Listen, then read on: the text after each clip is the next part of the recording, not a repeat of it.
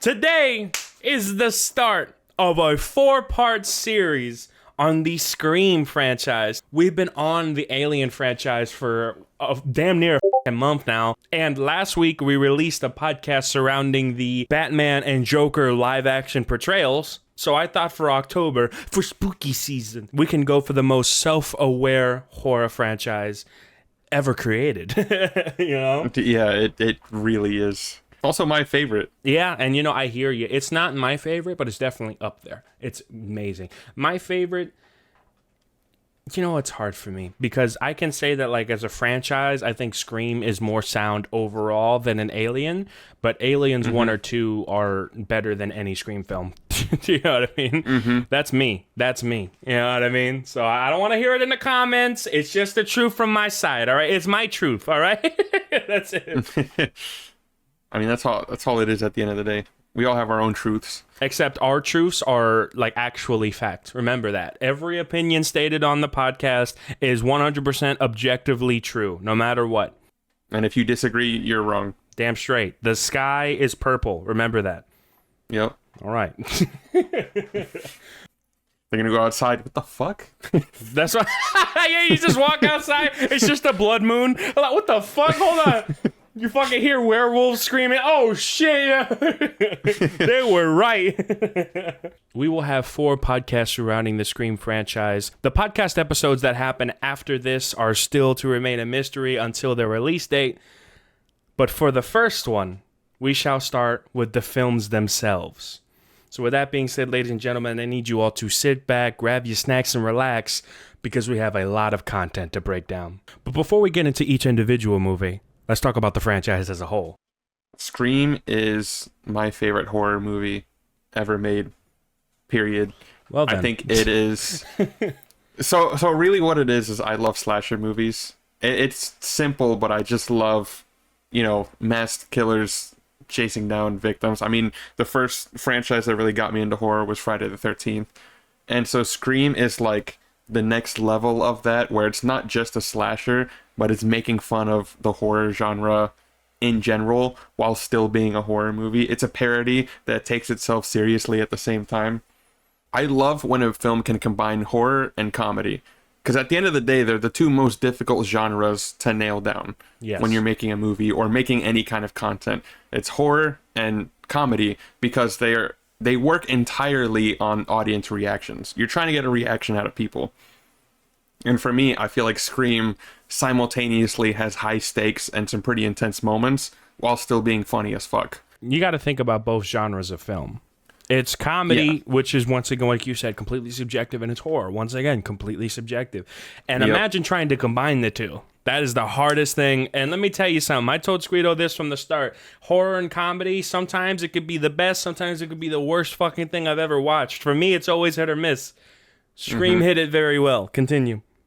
Yeah, because you have the horror comedies like Thanksgiving, which I'm never gonna fucking watch. Yikes. When I think of a horror comedy, I think of like Ready or Not.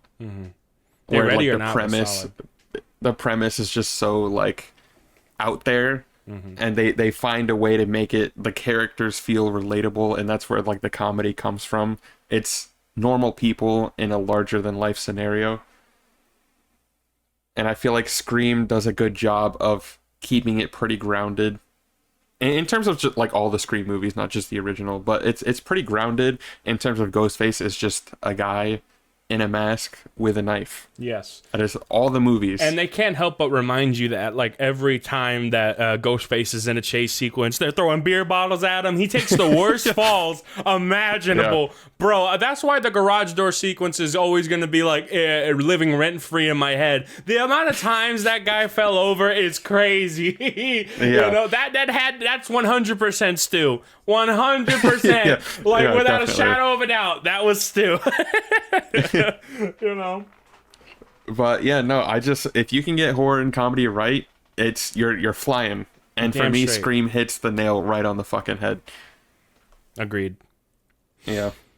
I think when it comes to the first Scream, I think it's easily, and I know we will not get everything out of the way here, mainly because a lot of this has already been said, but this is one thing I did want to bring up, even though it's been said a million times. easily the most influential horror film of the 90s. That's not negotiable. It revitalized a genre that was dead and buried, you know? Mm-hmm. So you got to give it props for that. Imagine a film being so good that it influences, not only influences others, but paves a path for other movies within its genre.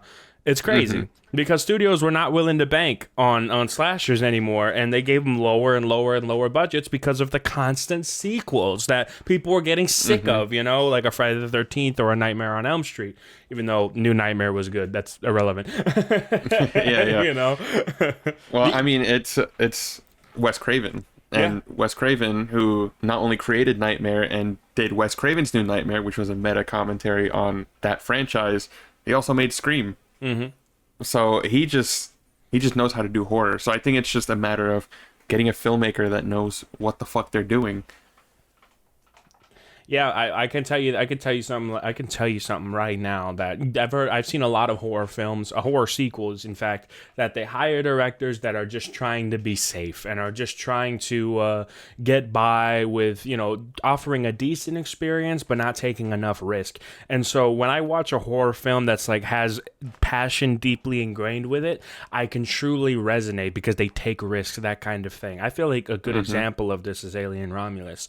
It's definitely got some stealing of the lines or whatever, and you know, I see why people don't like it. It never bothered me, but the Fede Alvarez, the director of that one, was also taking risk and was taking his time with creating the film because everything was done practically, and the new idea he has near the end of the film is really cool, along with some of the sequences that I'm surprised we've never seen or even thought of until I saw in Romulus, like the acid blood sequence. You know, just when you see new ideas being thrown into a franchise that you thought was dead and buried, it really shows that there was passion behind the filmmaking, and I feel like those films are always way better to watch, is when there's more experimentation, when you can see that there's more passion and a will to try something new. And that's what Scream did to the umpteenth degree. Nothing was ever as meta as Scream at the time. Yeah. It is what it is. And I think for me, a great comparison from Scream to Alien Romulus is specifically Scream 5. Because it's the first Scream movie with new directors involved, and you know, just a whole new creative team in general, really. But you know, Alien Romulus was really a return to form for for Alien, for that franchise, and then they presented a lot of new ideas, and I think Scream 5 kind of falls in that same category of, you know, let's get back to basics while also, you know, paying homage and trying new things with the formula that we all already know. Right. So, and another thing is, you know, I compared Scream to like Friday the 13th. A lot of those franchises, it's like a new director with every movie. And I think part of why Scream is so solid and so consistent as a franchise is because you have the writer, Kevin Williamson, who wrote Scream 1, 2, and 4. And then Wes Craven directed Screams 1 through 4. And then Scream 5 and 6 both got new directors. And they got Radio Silence, who did Ready or Not. They directed Scream 5 and 6, and then the same writers that did Ready or Not did Scream 5 and 6. So there's a sort of resonant consistency. Yeah. Yeah, that a lot of other franchises don't have. Because, I mean, you watch Friday the 13th, you go from, like, part 4, you know, the final chapter, and then you go to Jason Takes Manhattan, and it's two wildly different movies that don't have anything to do with one another. And there's no sense of continuity or lore really to those movies. But Scream is consistent all the way through. You have the same, you know, core cast of characters. The people that live in one movie tend to, you know, move on to the next one. And it just makes everything feel consistent. So you have the same directors, same crew, same writers, same cast. It just makes Scream as a whole feel more consistent compared to a lot of other horror movies where, you know, one movie will be good and then the next will be really bad. And you're like, damn, how did they fuck this one up? And you look at the behind the scenes and it's people that have never watched the other movies and they just got hired for this one. That shit's always like, pissed me off. Fuck it. You can't dedicate 3 hours of your life, motherfucker. You know? Yeah, right. It's ridiculous. It's just people that, you know, think they're entitled, and they just get hired on a random job, and they're like, well, shit, I guess I'll make some money from this. Oh, Alien So 4 all the way. Holy shit. so they make a movie, and they're just like, yeah, fuck it, you know, why not? So I think that's another reason why Scream is my favorite horror franchise, is that it's consistent through and through. Yeah, I mean, the Scream franchise is literally just that. It is the most consistent horror franchise ever, period. Nightmare on Elm Street has a bunch of entries, and there's some high highs, and there's some low lows. Friday the 13th, there's a few highs, and then the rest are lows. Like, I feel like Nightmare is better than Friday the 13th in terms of fundamental quality, not objective. Fundamental quality, you know? Yeah. You can add that for pretty much everything. I mean, you could talk about the Hellraiser movies. I mean, I've never seen them, but I hear one's fine, and then the rest are horrible. And you know, I believe them. Yeah. I watched the original Hellraiser sometime last year, and I honestly didn't really like it.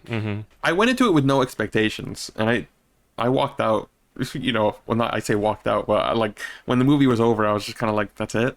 I hear maybe you. Maybe I gotta watch the others. Maybe I gotta watch like 2 and 3, and then maybe I'll get it. But with just one by itself, I wasn't impressed. Well, you know, man. Maybe that's a hot take. I don't know. No, it's not. I don't know general thoughts about Hellraiser. All the other Hellraisers were straight to video for a reason, because the studio didn't believe in them. You know what I mean? If the studio don't believe in them, why should you? Fucking. I did watch that remake that was on Hulu immediately after, because I'm like, oh, it's a remake. I'll watch the original and then the remake. It's ass. Yeah, horrible. That remake was awful. Yeah, you know, that's why I always look at the IMDb ratings before, you know, even though they can be wrong sometimes. Like, mainly they're wrong a lot on comedies, you know. I feel because, you know, comedy is really subjective, and that's hard to measure on an objective scale, you know. But I feel like when it comes to IMDb, like anything above a 7 is worth a watch. Even if it's not your kind of film, it's like good to experiment. Anything above a 7. And film-wise, I'm not talking TV shows. I'm talking movies. Anything above a 7 is usually worth a watch. So if it's below a 7, I tend to be more wary of it. There are still good movies in the 6s, absolutely. Some very underrated gems, that kind of thing. But I always tend to look at IMDb as like the general scale. That being said, anything below a 6, there's like 5 good movies. That's about it. That's it. I'm being honest, bro. Like if it's like a 5.5, oh man. I mean, you mentioned like comedies getting lower scores. I feel like horror does kind of fall in that same category. Yes, very where much some so. critics would be like, oh, this is ass, it's not scary, and then you watch it and you're like, this is actually pretty decent.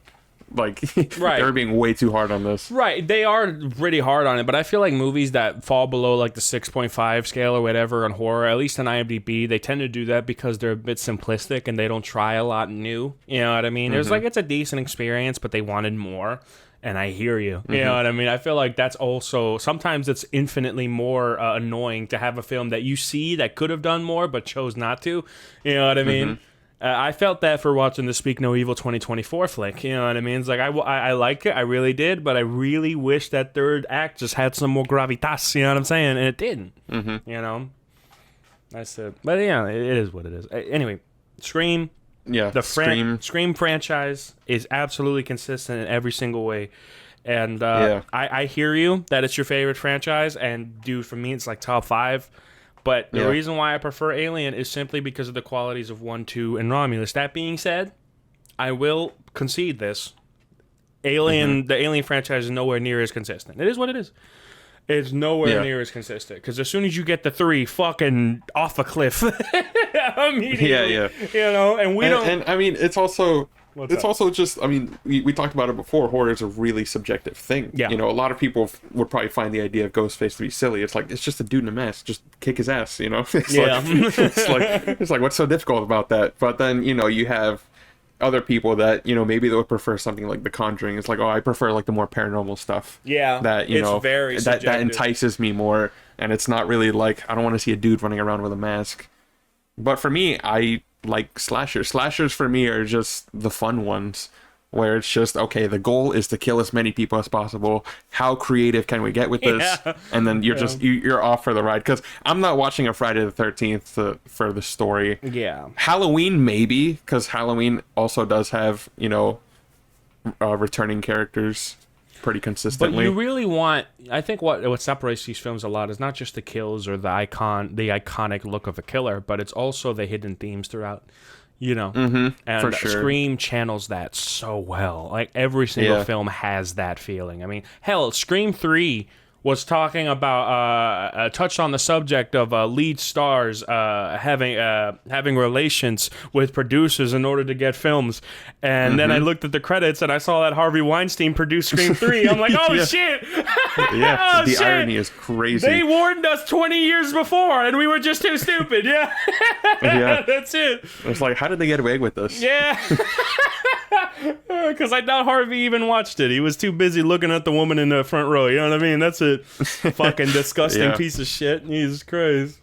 Yeah, Scream, that's another reason why I love Scream, is that it's always relevant because it's making fun of the horror genre. And so it's always about how can you like twist it to fit the current, state of the horror genre, because the genre is always evolving. And so Scream evolves with it. Scream 4 is about remakes. And it came out in a time when remakes were like the new big thing. And then Scream 5, legacy sequels. That's a big thing in Hollywood right now. Yeah. Legacy sequels. Scream 6, franchises. Franchises are the new hotness, right? Bro. Everything's got to be a franchise. Everything's got to connect Dude, with a cinematic universe. That scene where the one chick was like talking about requels and legacy sequels. Yeah. Bro, immediately I'm like, this was the pitch meeting for Scream 5. This is exactly, for sure. This is exactly how it went. Yeah. And it's also, I mean, the directors... We'll get to 5 when we talk about it, but the directors were also very nervous about doing it because it's a beloved franchise, and this is the first one without Wes Craven because he unfortunately passed away in 2015. And so you don't want it to seem like a cash grab. It's like, the studio's making another Scream, just for money. And Wes Craven's dead, they can do whatever they want with it. But no, they hired filmmakers that actually gave a shit. Scream, they consider Scream to be their favorite horror movie ever made, and it's very influential in their filmmaking. So I think choosing Radio Silence to do 5 and 6 was really the perfect choice. Yeah, dude.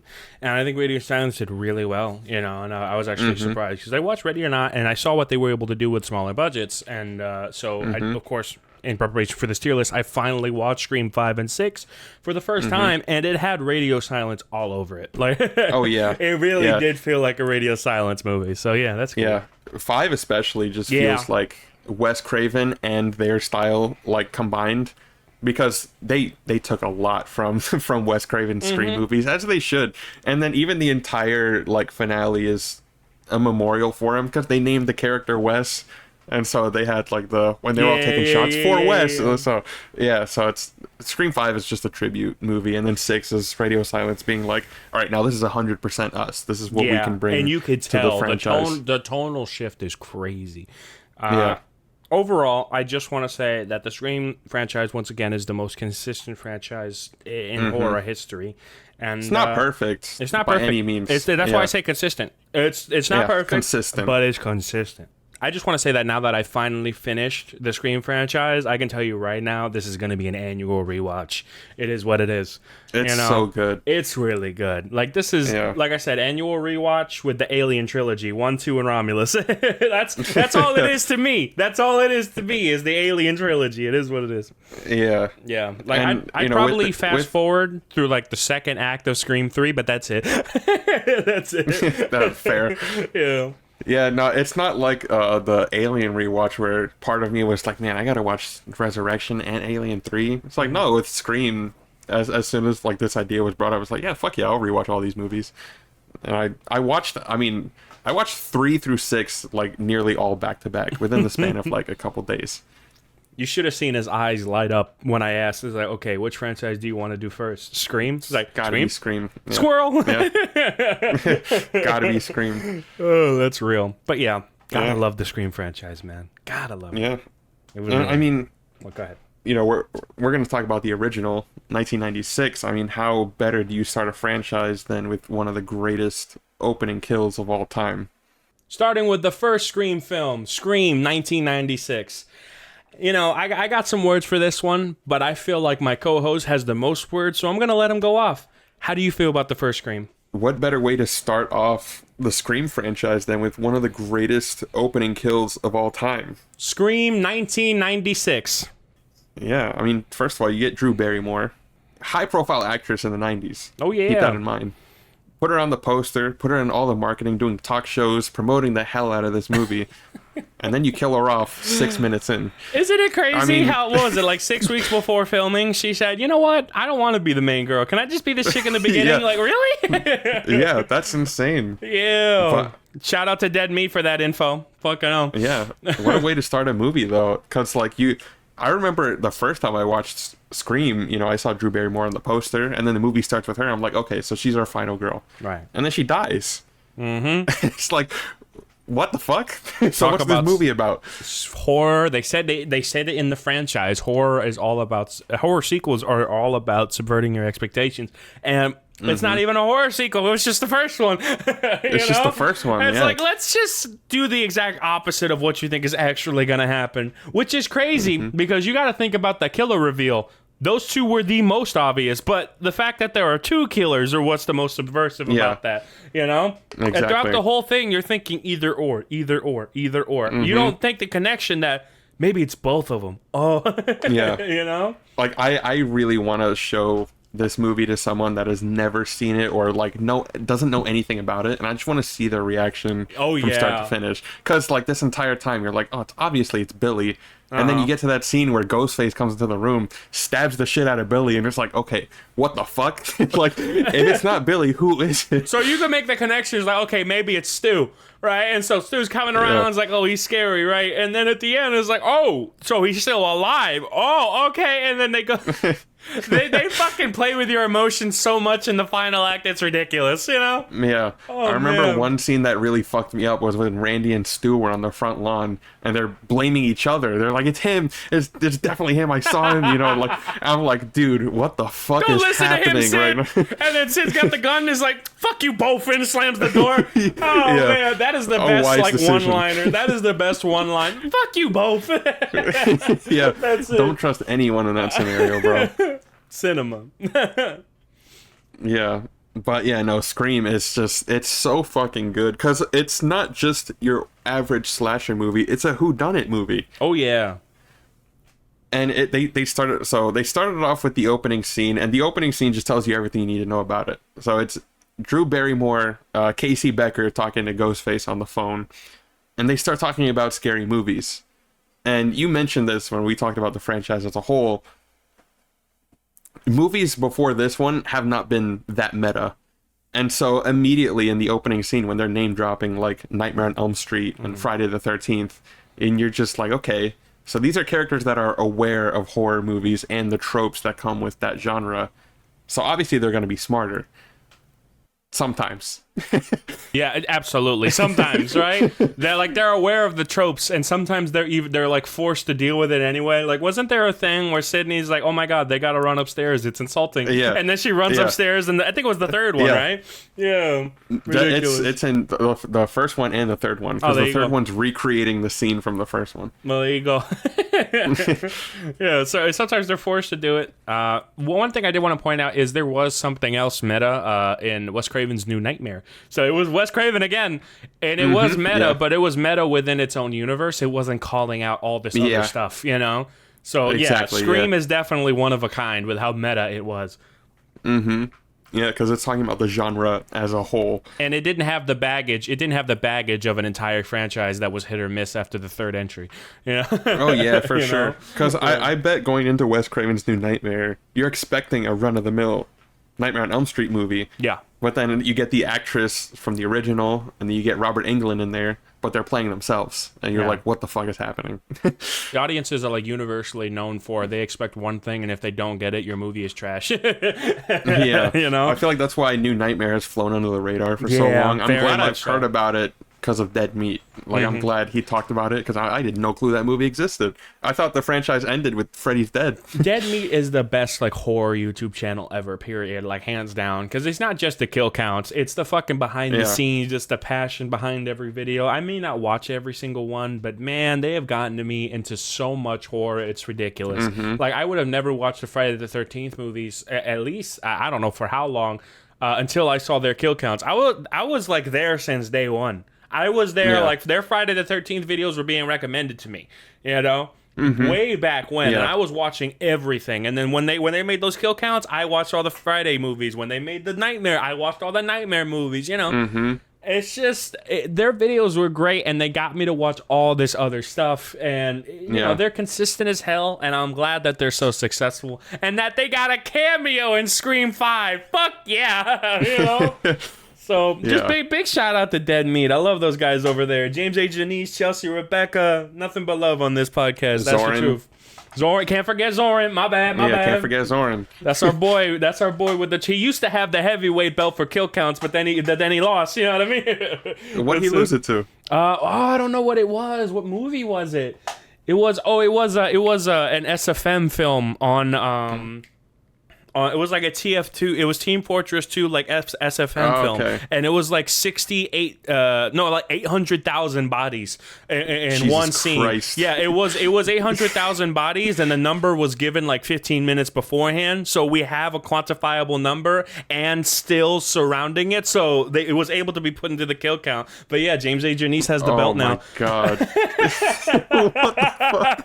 Yeah, I had no clue about that because I remember the Dude Bro Party Massacre 3 kill count, and I'm like, there's no way this is getting beat like ever. I thought Zombieland was never gonna get beat. Yeah, that's real. No, I thought the Belko experiment was never gonna get beat. The thing is with the movie that could beat everything else was Jason X, but because Jason had that entire ship land into a massive city. But there was no quantifiable number. There was no specific number given. So they couldn't add it, unfortunately. But if there was a number, that's it. That's all it takes. You know what I mean? That's it. It would have been. True. They could easily just be like, oh, it's 1 billion. And then there you go. Add it to the kill count. Yeah, right? All I'm saying is, Final Destination 1 was like the champion for a while as well because of the plane. All I'm saying is, bro, if I were to make a horror film, the ending has to be with a nuke. All right, that's it. Something has to happen where everyone dies, and I am the eternal kill count champion. That's it. Honestly, I know what you should do. Make an Alien sequel, and then just blow up the planet at the end. Yep, there you go. But it has to be a populated planet, though. Yeah, like a colonist planet. Earth. That's it. Fuck it. No, Earth. Well, at the beginning of the Earth, fuck it, fuck everything. No, that's my thing, right? So it would probably be a good idea to do like a colonist planet idea, and at the beginning they say there are over 3 million colonists or whatever, right? And then you go there, and it's just a fucking alien factory, and then at the end they have to blow up the planet. It's like, oh shit, you know? There you go. Your goal in making that movie is just to win the kill count. Yeah, that's real. That's the only reason why I'd make it. Yeah, 100%. I'm gonna tell James like right before production. I'm gonna just letting you know this is gonna be the biggest kill count. So you have to make sure you get this one, okay, James? You have to make sure. That's it. The teaser comes out. The official name: Alien Kill Count. What? Has Chelsea held the title? I don't think so. You know what? I know she did like American Psycho 1 and 2, and then the VHS segments in one of their more recent ones. Yeah. I think she's held it. I loved that VHS kill count. That was great. They were going from bit to bit. It was great. I remember watching that with Squeedo a while back, and it was like a decent watch. But then I watched the kill count, and I was like, these guys just got great jokes. You know what I mean? Yeah. Hell, if anything, I want to see a new champion. I want to see some freshness. I don't want to just go between two guys. Come on, let's get Chelsea in there. That's what I do. I nudge Chelsea. That's what I do. It's like, hey, just letting you know. That's it. 100%. That's it. Don't tell James, but pero mira. That's it. We gotta have you do the kill count, Chelsea. You need it's gotta be you, no matter what. All right, I don't care if he's pining. No. It's you. All right, it's your time now. That's it. We need some fresh talent in there. All right, he's past his prime. He's washed. All right. All right, maybe not all that, but that's what I'd say. Oh. Big love for Dead Meat. That's a whole clip. Yeah, for sure. Oh man. What were we talking about again? We're talking about Scream 1. Yeah. Scream 1 is just great. There's just so much to love about it. It's a whodunit. It's a slasher. It's a comedy. And we don't need to talk your ear off about it too much because everyone already knows. And everyone here, just based off of our tone, knows where we're gonna put it. S motherfucking tier. That's it. Yeah, I mean, where else would you put Scream? In the thumbnail, it's at F. But we lied. So, so it's okay. We don't spread misinformation. We just lie. We just lied. Yeah. That's it. Shit, remember that. S tier, baby. Dude, that bang energy. My hands are shaking. Oh yeah. Okay. Is it? No, they're not. But they would if I. What's the word? If I don't try to keep my hands still, a little jitter. But that's it. Anyway, it's like my alcohol for social situations. I just drank a bang. Yeah. It's all good. I'm awake. Next up on the list, to be honest, and I know this is a little controversial amongst people, but this is actually my least favorite Scream film. It is also my least favorite Scream film. I'm just being honest. Scream 2, 1997. 1997. A full-ass year. A full-ass year after the first one. Yeah. It wasn't even a full year. It was like a few months before a full year. Whatever the fuck it was. Listen. To make a film in less than a year, from pre-production to filming to post-production, that is a feat within itself. It sounds impossible. And to make one of this quality, while it's still my least favorite, is also damn near impossible. Mm-hmm. So all the criticisms that I lay out here is gonna be prefaced with that statement, that the fact that they were able to make this movie in such a short time is a miracle in and of itself. Can we agree on that? Yeah, I agree. All right. So when I say this, it comes from a place of love. All right. It felt like more of the same with slight variations, except it was just done with less originality and a lack of inspiring cinematography. Not a total lack, but a lot less of it. Mm-hmm. How do we feel about that? I mean, I would agree. Because, like we said, Scream 2 is not a bad movie. It's one of the least creative, I would say, in the entire franchise. And a big part of that is just because it's another Scream. Like, that's just the vibe that the movie has from start to finish. Because the characters are aware that they're in a sequel, which is funny. But then it's also just, okay, what does a sequel do? Well, it kind of retreads a lot of ground from the original. And I feel like Scream 2 kind of does the same thing. It comes off as the forgettable one. Yeah. Which is crazy because there's some really cool moments. For example, the theater sequence, the setting in general, I really like it. I don't like how drawn out it was, but I like that setting. I like the intro, although one of the kills was really stupid with the guy up against the stall. It's like, how did you know his head was there? Come on. Right. Whatever. But right. But como se dice, I did like the imagery of Jada Pinkett Smith, standing in the theater in front of everyone yelling. Although I do think it was way too drawn out once again. It's just like, like, okay, we get it. She's gonna die. It's just, it's way too played up, but I still didn't mind it. It was fine. One criticism I do have is Dewey and what's her name? Gale Weathers. And Gale Weathers. I love their dynamic. I love their acting and the performances. That's not the problem I have. The problem I have is with their initial meetup and initial conversation that they have. The performances are good, but the cinematography is so uninspired. And I know why. It's because it's rushed, and I understand that. But would I preferred it if it took 3 years to make instead of 1? Absolutely. Yeah, Scream 2 visually, I would say, looks like a soap opera. Absolutely. It felt like it was the cinematography was the safest it could be, barring a few shots. That's it. Yeah. And I understand why it was that way. I just wish the studio... I don't blame Wes Craven. I don't blame the crew. I don't blame the actors. I blame the studio. It is what it is. And one negative I would also give is that the reveal feels anticlimactic for me. Yeah. It's like when they revealed it was Mickey Altieri, Timothy Olyphant. First of all, I love Timothy Olyphant. I feel like he could have played that character better. Como se dice, if it wasn't such a rush production and that character just had more screen time and more build-up, that character barely had any of it. He's literally the embodiment of a side character. Yeah. No, it was like, how much screen time did he have beforehand? He was just some guy that said a few things and he did a dance move in a musical session that was really cringe. Oh, God. Oh, my God. forgot about that scene. What the fuck is this? High School Musical? You know what I'm saying? Get him out of here, you know. Dead Meat made the video on Scream 2. I watched that one, and the actor was saying, is like, you know, I did my best. No one wanted to be there. Props to him for, you know, getting up and actually doing the scene. But yeah, absolutely. They could have taken that shit It out. wasn't his fault. Absolutely not. You know, it's just, it is what it is. It was kind of ridiculous. Ultimately, it's an unnecessary scene in the movie. I think you could have reduced it to a conversation between the boyfriend and Sydney where he's just like, hey, like, you know, even after everything that's happened, I still love you. You know, we're still good. I feel like the boyfriend character literally could not have existed, and it would have been a similar fate. You know, it really. Yeah. Like, I'm telling you right now, the only thing that the boyfriend did that was different was at the end when he was on that fucking cross, you know, and he got killed. Like that was the only thing different. I'm like, shit, you could have put someone else up there. You know? Yeah. That's it. Yeah, and that's also like a big reason why Scream 2 is my least favorite. Is like, you know, a lot of people say Scream 3 is the worst one, which I get because it is kind of stupid.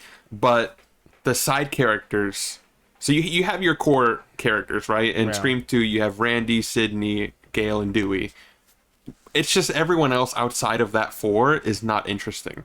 Yeah, they're just not. But in Scream 3, you have a couple characters that, you know, they stand out. Even if they're only in like a couple scenes, they stand out. They have character. They have personality. Right. But 2 doesn't. I don't really get the same vibe. Like you have the roommate, Sydney's roommate. I don't really care about that character. Yeah, I don't even remember her name.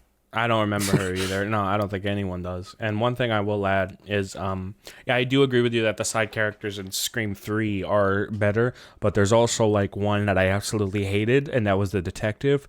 Nothing against the actor. I think he was actually pretty decent in Grey's Anatomy, which I only watched like 6 seasons of, you know, but you know, he was all right in that. But the thing with his writing was, he was like unneedingly antagonistic for most of the film, to the point where at the end he pulled a devious face, like as if he was planning for this all along while he would pull the gun on Sydney. Like that's just manipulation, like on like audience manipulation at that point. That wasn't even like anywhere near realistic, you know. So yeah, Scream 3 definitely had some issues.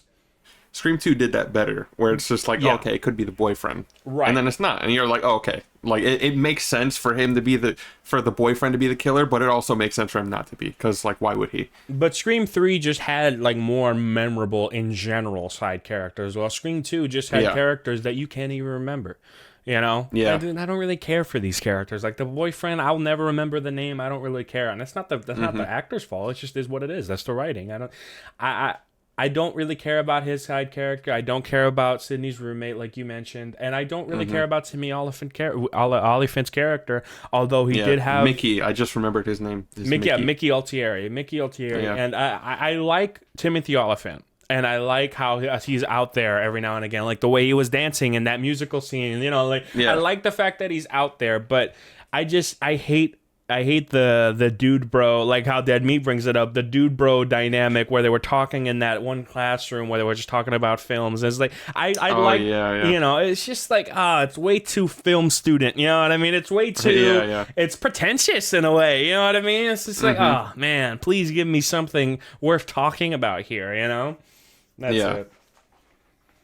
But another thing I don't like about Scream 2, they killed off my boy Randy. Yeah, I mean, come on. I hate that, you know, because I looked up why they did it, and I was thinking, I was like, okay, maybe it was scheduling conflicts, maybe he wanted out of the franchise, that kind of thing. No, they killed him because they needed to have a death that was unexpected and that would resonate with the audience. Yeah. The problem is, one, he died in a stupid way. All right, let's just put that out. It's like cartoon levels. Yoink. Yeah. You know, it's a Tom and Jerry scene. Yeah, Tom and Jerry ass scene. Yeah. He gets I love how they find, like, the killer calls and they immediately split up. It's like, what the fuck are you doing? Go back to back. What are you doing? You know? Yeah, like I do like that idea though. Like, it's smart on paper where like the killer calls, okay, let's look for who's on the phone in the park. Yeah.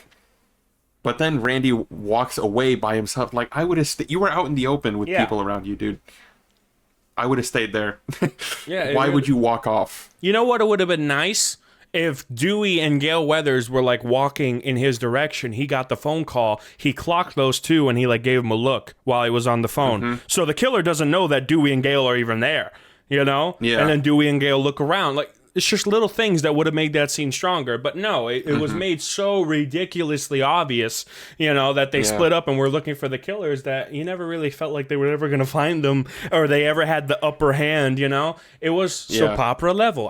You know, it is what it is. And then also Ghostface turned out to be in the most obvious spot, the big ass newsman, the only one on that street. Like, yeah, very much so. I hate that they killed Randy because at the end of the day, he had the most charisma, you know what I mean? Like besides Dewey, he was literally the guy with the most charisma. He was funny. He was pulling accents out of nowhere. Like I know that his character may not be the best for some people, but for me, I just love that he was unique and he had that weird swagger to him when he was walking and doing that British accent. Like he stands out amongst regular people. He stands out the most. It is what it is. Mm-hmm. You know, and so you want that kind of star power in your films, especially when it comes to comedic relief. And when they killed him off, they just kind of moved on. Yeah, I mean, this is like, who cares? Yeah. Who cares? No, moving along. If they were to kill somebody, if they wanted to have some emotional resonance and raise the stakes, they would have killed off David Arquette's character, Dewey. They would have killed him off, and not in that sequence. Unfortunately. Right, yeah, right. If they wanted to do that, which I don't even think you should have, but if they wanted to do that, they would have killed Dewey in that sequence near the end of the film where they were chasing the killer who was filming them, right? You know? Like, where they got split up and he was behind the glass and killed. That's where I would have killed somebody that resonated with the audience. Oh, Dale and Dewey and Gale are back together. Oh, no, Dewey's dead, you know? That would have been a way to get some emotional resonance instead of killing Randy, who is just a guy who makes really cool jokes and is fun to watch. You know, there's almost no emotional resonance there. You're just kind of perplexed as to why he died. You know, that's why I thought like it must have been a scheduling conflict, something like completely outside of the script. But no, they just decided to do that, and I found that stupid. Continue, sorry. And he's also that character that you need for. You know, for the meta commentary and the whodunit aspect, everybody's a suspect. You know, you need that energy to it. They needed it so bad that they resorted to a VHS in the sequel. You know what I mean? It's like, why even kill Randy? It just felt cheap with the VHS tape. Like, come on. But I do agree. If you were to kill someone off, it'd be Dewey. Because I'm not gonna lie, that entire sequence in the what was it? A library? Mm-hmm. Like To me, that's probably one of the best scenes in the whole movie. The sequence when Dewey gets attacked by Ghostface, and you think he's dead because they're on different sides of the window of the glass. That's one of my favorite sequences in the entire movie, and it's just because I just love, you know, it's two characters that you really love, and you don't want to see any of them die. But in that moment, you're like, anyone could die here. Yeah. And it feels natural. And then the cherry on top for me is when Gale makes it out into the hallway and fucking Cotton Weary's there with fucking blood on his hands. And he's like, oh, I found Dewey. And, you know, I tried to help him, but I couldn't. And she's like, nah. Like, she gets out of there as fast as she can. So I that whole sequence to me is great. And I feel like I do agree. If you were to kill off an important character, Dewey in that moment, I think would have been the best way to do it. Well, wasn't the second film's script leaked online, or was it the third one? Because I know Dead Meat Man brought up something about the script being leaked. It was the second one. Yeah. But I think 3 also they might have had multiple versions of 3. Well, there were a lot of script revisions, and so I think that's probably a byproduct of that. Once again, I understand there were production issues, and it was rushed, and I completely agree. I'm just talking about the finished product. That's all it is. I know why these things are probably the way they are. That doesn't mean that I enjoy them more or less. You know what I'm saying? Mm-hmm. It is what it is. And that's a genuine criticism of mine is why kill Randy? It really is just a thing where it's like I wasn't emotionally impacted by this. And the fact that it was unexpected is nice, but it's not worth it. For Randy, it's not worth it. Instead, add some emotional resonance with killing Dewey instead, you know, because you would have felt bad. You would have felt bad for Gale because she had to stare at her boyfriend, you know, die right in front of her, you know. Yeah. Shit like that clear glass divide between them, it would have been a way better thing to do. But instead, Dewey survived at the end of the film, and Randy was killed off unceremoniously, which is and the thing is, we love Dewey as well. Dewey's my favorite, of course. You know, of like the core cast. But I do agree with you that it would have been better in 2 that if you want to kill off someone important, Dewey in that moment I think would have hit a lot harder than Randy's minivan kill. Absolutely, without a shadow of a doubt. You know, like you said, 100%. We enjoy David Arquette's character. We love Dewey. All right, we love Dewey. We loved him in every installment. You know, and I feel like Dewey was actually at his best in Scream 5 because he really sold that level of rock bottom, right? Yeah. And you know, you can always say that, like, well, we wouldn't have gotten Dewey in the sequels and we wouldn't have gotten him in 5 where he had a really cool moment. It's like, yes, I agree. But judging this film by itself, if I was in the chair back in 97, I would have made Dewey die and Randy would have never been killed off. That's it. Yeah. At least not in the second one. In this movie alone, yes. Like, that would have been the way to go. But in the franchise as a whole, the way we know it now in 2024... I'm fine with it because I like Dewey. Right. I just would never have killed. If that's my thing, right? If we're talking about the franchise as a whole, I would have just never killed off Randy. That's it. Yeah, exactly. Yeah. Because he's fucking funny. If you're gonna kill him off in the third. Like at the, you know what I mean? That's it. Because at least then it's the end of a trilogy, you know? Yeah, and the big point of Scream 3 was, hey, anyone can die in this one, even Sydney. Yeah. It's the ending of a trilogy. It's capping it off. But there is still a lot that I like about Scream 2. Absolutely. Like, I think a lot of the deaths, I think, aside from Randy's, were done really well. I love the chase with the, God, what's the actress name? Sarah Michelle Gellar? When she's in the sorority house by herself. Yeah, Sarah Michelle Gellar. Yeah, and you see Ghostface come in, like, in the background. I love that you can see him get in the house. Like, to me, that shit was perfect. Because, like, typically it's just like, how did he get in there? But Scream is like, no, you can see him. You can see him just walk through the fucking door. I swear, I swear they did something like that in Scream 5, where, like, in Jenna Ortega, when she would back up, like, you can see that fucking cloak in a doorway. It's like, is he already in? Wait a minute. They do that a lot, yeah. You know what I mean? But they fuck with your perception. I gotta love that. Yeah.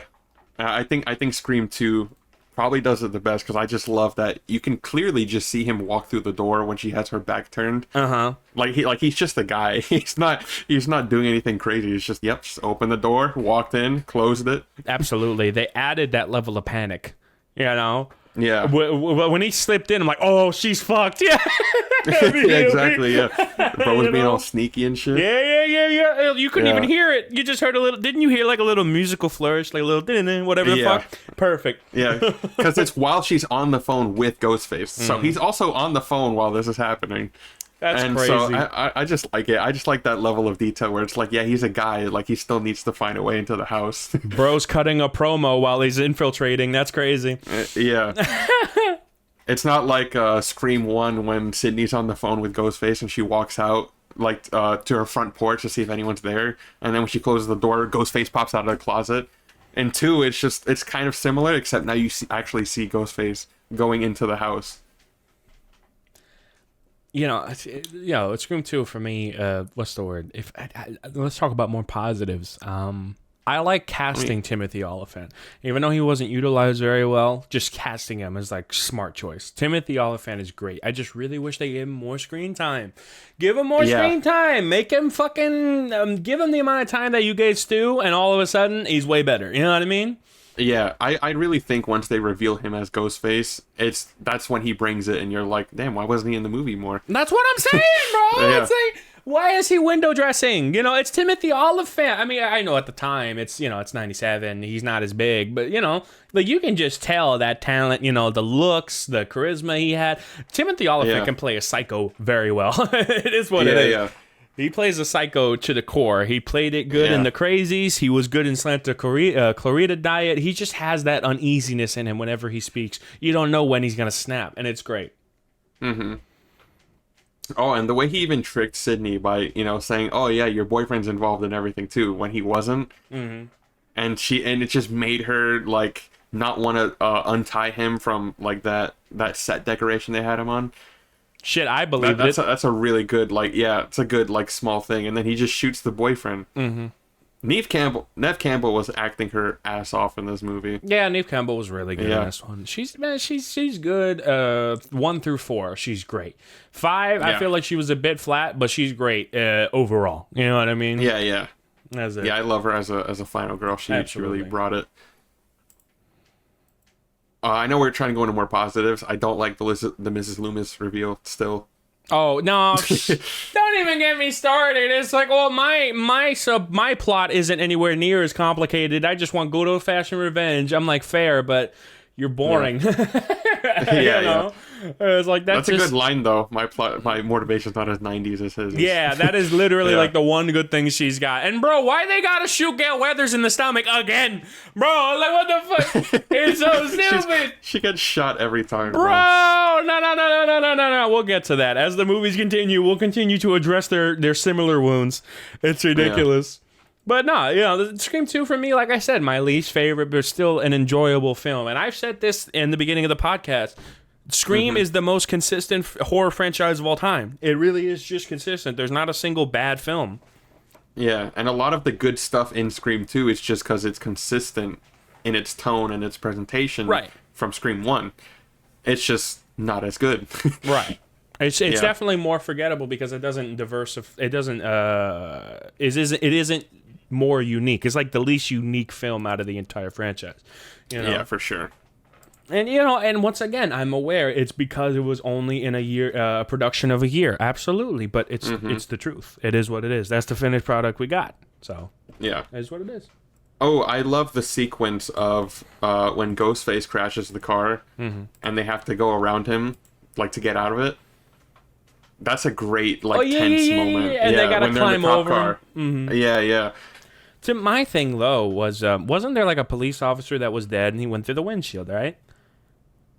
Yeah, or like, so I think he was outside the car and then trying to climb onto it, and then Ghostface crashed into like that construction thing, and that's what killed him. So my thing was immediately is like, Neve, grab his gun. Yeah, right. Grab his fucking gun. What are you doing? Yeah. So, and a series that prides itself on characters knowing the meta and understanding what they have to do, and the fact, that she wasn't forced to not grab the gun. You know, that whole thing. That's what I was screaming. It's like, bitch, just grab the gun. What are you doing? What are you doing? Yeah. My thing with this sequence is it's a great, tense scene, but also if Ghostface is knocked out for real, he has his knife on him. He could just slit his throat or some shit while he's in the driver's seat. That's my thing, right? Is at the end of the day, it's like, this isn't Jason who's unkillable. It's a guy, It's a guy, yeah. And so, in that moment, I was thinking, is like, okay, this is stupid, Like, this is that soap opera level. Like, this is stupid. What are you doing? Just kill him. Yeah. But, that being said, it's all right. Yeah, that's what I'm saying. It's all right. Like I said, Scream 2 is still very enjoyable, and I still, unlike the Alien franchise, I don't skip any movies when I watch the Scream franchise, and that includes 2. So, where would you like Scream 2 to be on the tier list? Honestly, since it's my least favorite, but it's just an all right movie, I would put it at C. I agree. It's definitely not bad, so I'm not gonna put it in D or F. But it's not great. It's decent. Yeah. It's all right. Yeah. I think C has always been like the middle of the pack. I think it's slightly above average, but it doesn't deserve a B. I think it's C. Yeah. Like solid 6. It could 6 out of 10. I'm not even gonna say 7 because 7 out of 10 for me means good, and Scream 2 was decent, so I'd say 6. Yeah, it's better than a lot of horror sequels. Absolutely. That's for sure. Without a shadow of a doubt. And once again, within a year, I'm just happy it's a fucking thing that exists. It's impressive. I agree.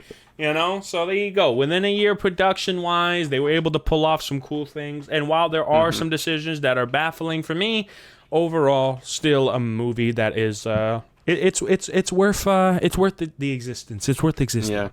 That's it. Oh yeah, one great thing that Scream 2 does is introduces Stab. The movie within a movie. Ay, claro. Because Stab is just Scream. You're not wrong there. Yeah. So I think Stab is such a great idea of like, okay, how can we get the characters to reference Scream without referencing Scream because they're in it? Well, let's do Stab. It's just Scream. Bro's not based wrong. on the real life murders from Scream 1. I think that's a great idea, and I'm glad that it's a thing that exists within the rest of the franchise. Let's go to the fun one. All right. Next up on the list, Scream 3. Now, a lot of people say that this is the worst Scream film of the entire franchise. Yeah.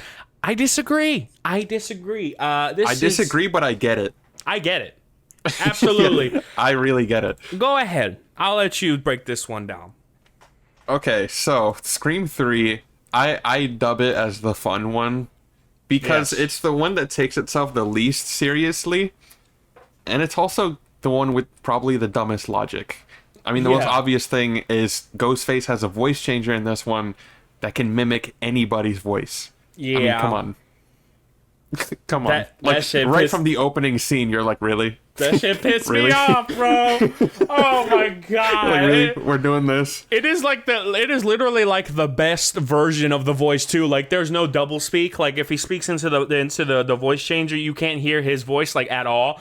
You know what I mean? Yeah. Like you just hear that fucking simulated voice and that's it. It's like, Yeah. oh my god, this technology. We don't have that today. I can't imagine 20 years ago, you know?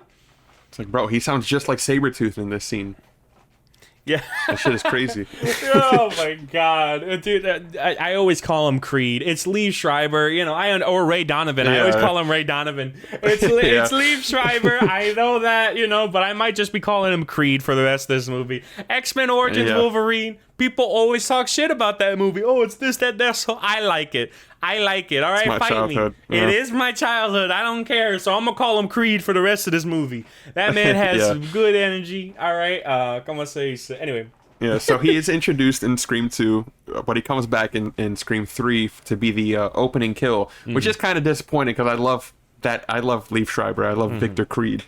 I thought he was great in Scream 2, and I'm glad he was coming back in Scream 3, and then I realized it was the opening, and I was like, fuck. Damn it. Yeah. Well, they always have to kill off a high-profile actor, you know, so that makes sense. Yeah, they do. But yeah, no, I actually really like this opening in that Ghostface is talking to Creed on the phone while he's sitting in traffic and his girlfriend's at home. So it's like you have Ghostface in his house going after his girlfriend while he's, you know, panicking and trying to get there in time. I think it's just a great little, like, it's a great twist on what has come before, because before, you know, the first one was just in that house already by itself, but now it's just the ticking clock is not, is this person gonna die, because we know they're gonna die, but is you know, Creed gonna get there on time to save his girlfriend. Yeah. And that's what I really like about it. That's the intensity of that situation. Is he gonna get there before Ghostface kills his girlfriend? Now, I can't help but hate that voice modifier thing, absolutely. Yeah. But taking away my criticism of the voice modifier, it's competently shot. I like the fact that the wife is actually skeptical to leave. It's like, oh, you're trying to kill me. You're trying to do this. I like the tension that can create, and it's an interesting concept. I just feel like that concept shouldn't be explored in a Scream movie. Like, I feel like if you did a horror movie where someone's impersonating a voice just to come in, it would be just for the real person to show up, and then that person is like so scared of him because they heard his voice. I feel like that'd be a good Skinwalker horror film. I want to see that. Oh yeah.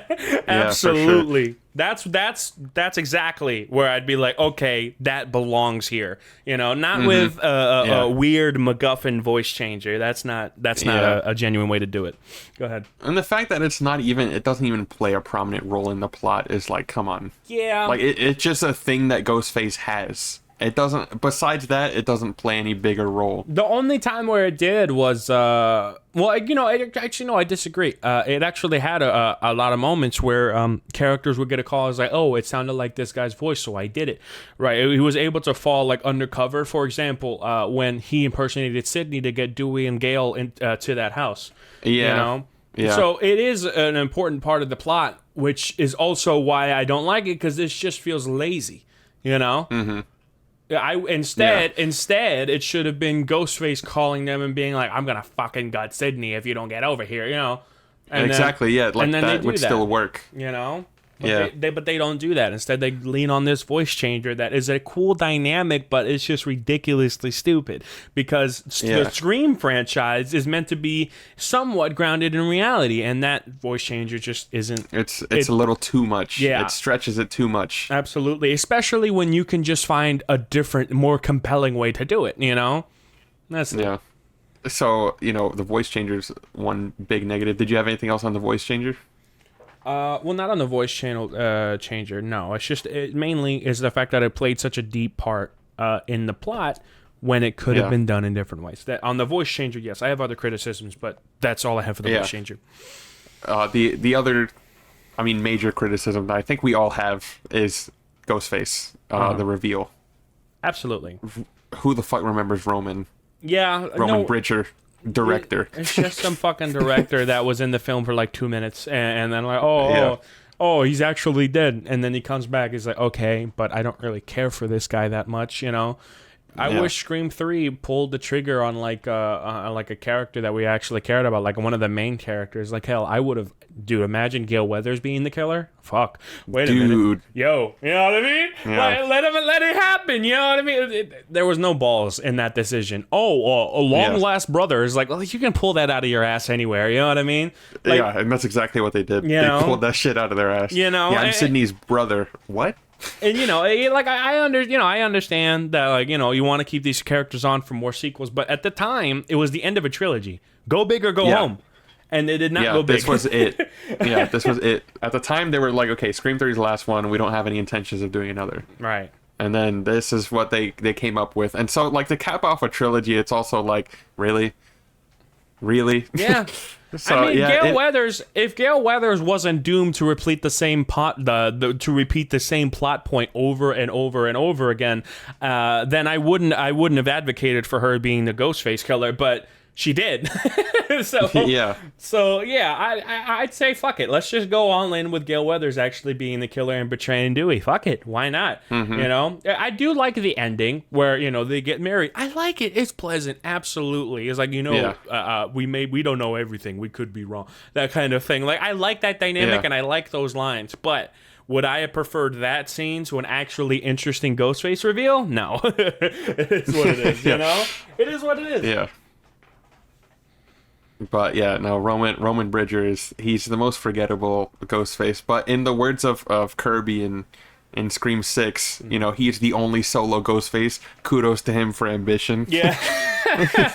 That's true. He was the only solo Ghostface, which I love that dynamic. I love the fact that, all of a sudden it's just one killer.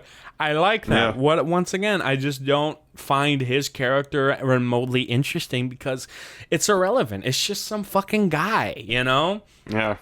I like that they were trying to pull it. I wish they would have went with that narrative that they're trying to pull back with the origin. They're trying to pull back to the first one. It's like, oh, who do you think really killed your mother? But I really wish it was all just kind of like a farce to letting somebody who actually had an emotional resonance be the killer. If anything, no. Scratch Gale Weathers. It should have been Cotton Weary. Oh yeah. It should have been a Cotton lot Weary. stronger. That would have been way stronger. It's Scratch Gale Weathers. My apologies. Because, even when I said it, it was like Gale Weathers is like, that would have been better, but it wouldn't have been the perfect choice. Cotton Weary would have been the perfect choice. I completely forgot about that point. Because he's been fucking bullied the entire fucking way. If anybody has a grudge against Sydney, it's Cotton. All right? Mm-hmm.